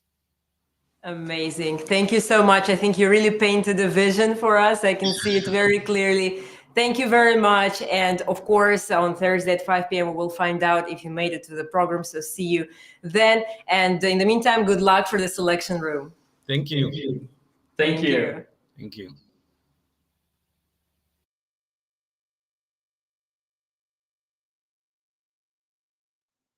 Well, that's a wrap. Gio, what do you think? I am still full of energy and climate, which was the theme of today, but it doesn't end today, right? I mean, we have 2 more days to go. I am still full of energy. I hope you at home are also very full of energy. I mean, what better way to get inspired about our future than talking to 20 so inspiring founders. I'm refilled with joy and hope. Absolutely. And I'm really excited for the next 2 days. But before we jump to those, you have a little bit of homework to do. So now, after you saw all of the pitches, you have asked all of your questions, please go to Matching Stars, dedicate a few minutes to rating the startups that you think belong in the program. So if you just want to select the one that you think belongs, put a golden star. But what we will really love if you go into single one of them and then you rate them on all of the different metrics. There are just 5, I think, so that really shouldn't take much time, but we really value this feedback, and it's you who helps us shape the future essentially with that. And that would be for today. But what is tomorrow? Tomorrow, we have 20 startups in production and industry. We are super excited to get your feedback. You can help us shape the future of production and industry. We start at 10 in the morning, same place, same link, same time, 10 in the morning Central European time. And we're going to meet the 10 startups in the morning, 10 startups in the afternoon, same format, same level of excitement. And I can't wait to see what kind of challenges and what kind of solutions they're bringing tomorrow. And I hope you can't wait either. I will see you there. And in the meantime, this was Selection Days. We are Startup Bootcamp, and innovation will save the world. See you tomorrow.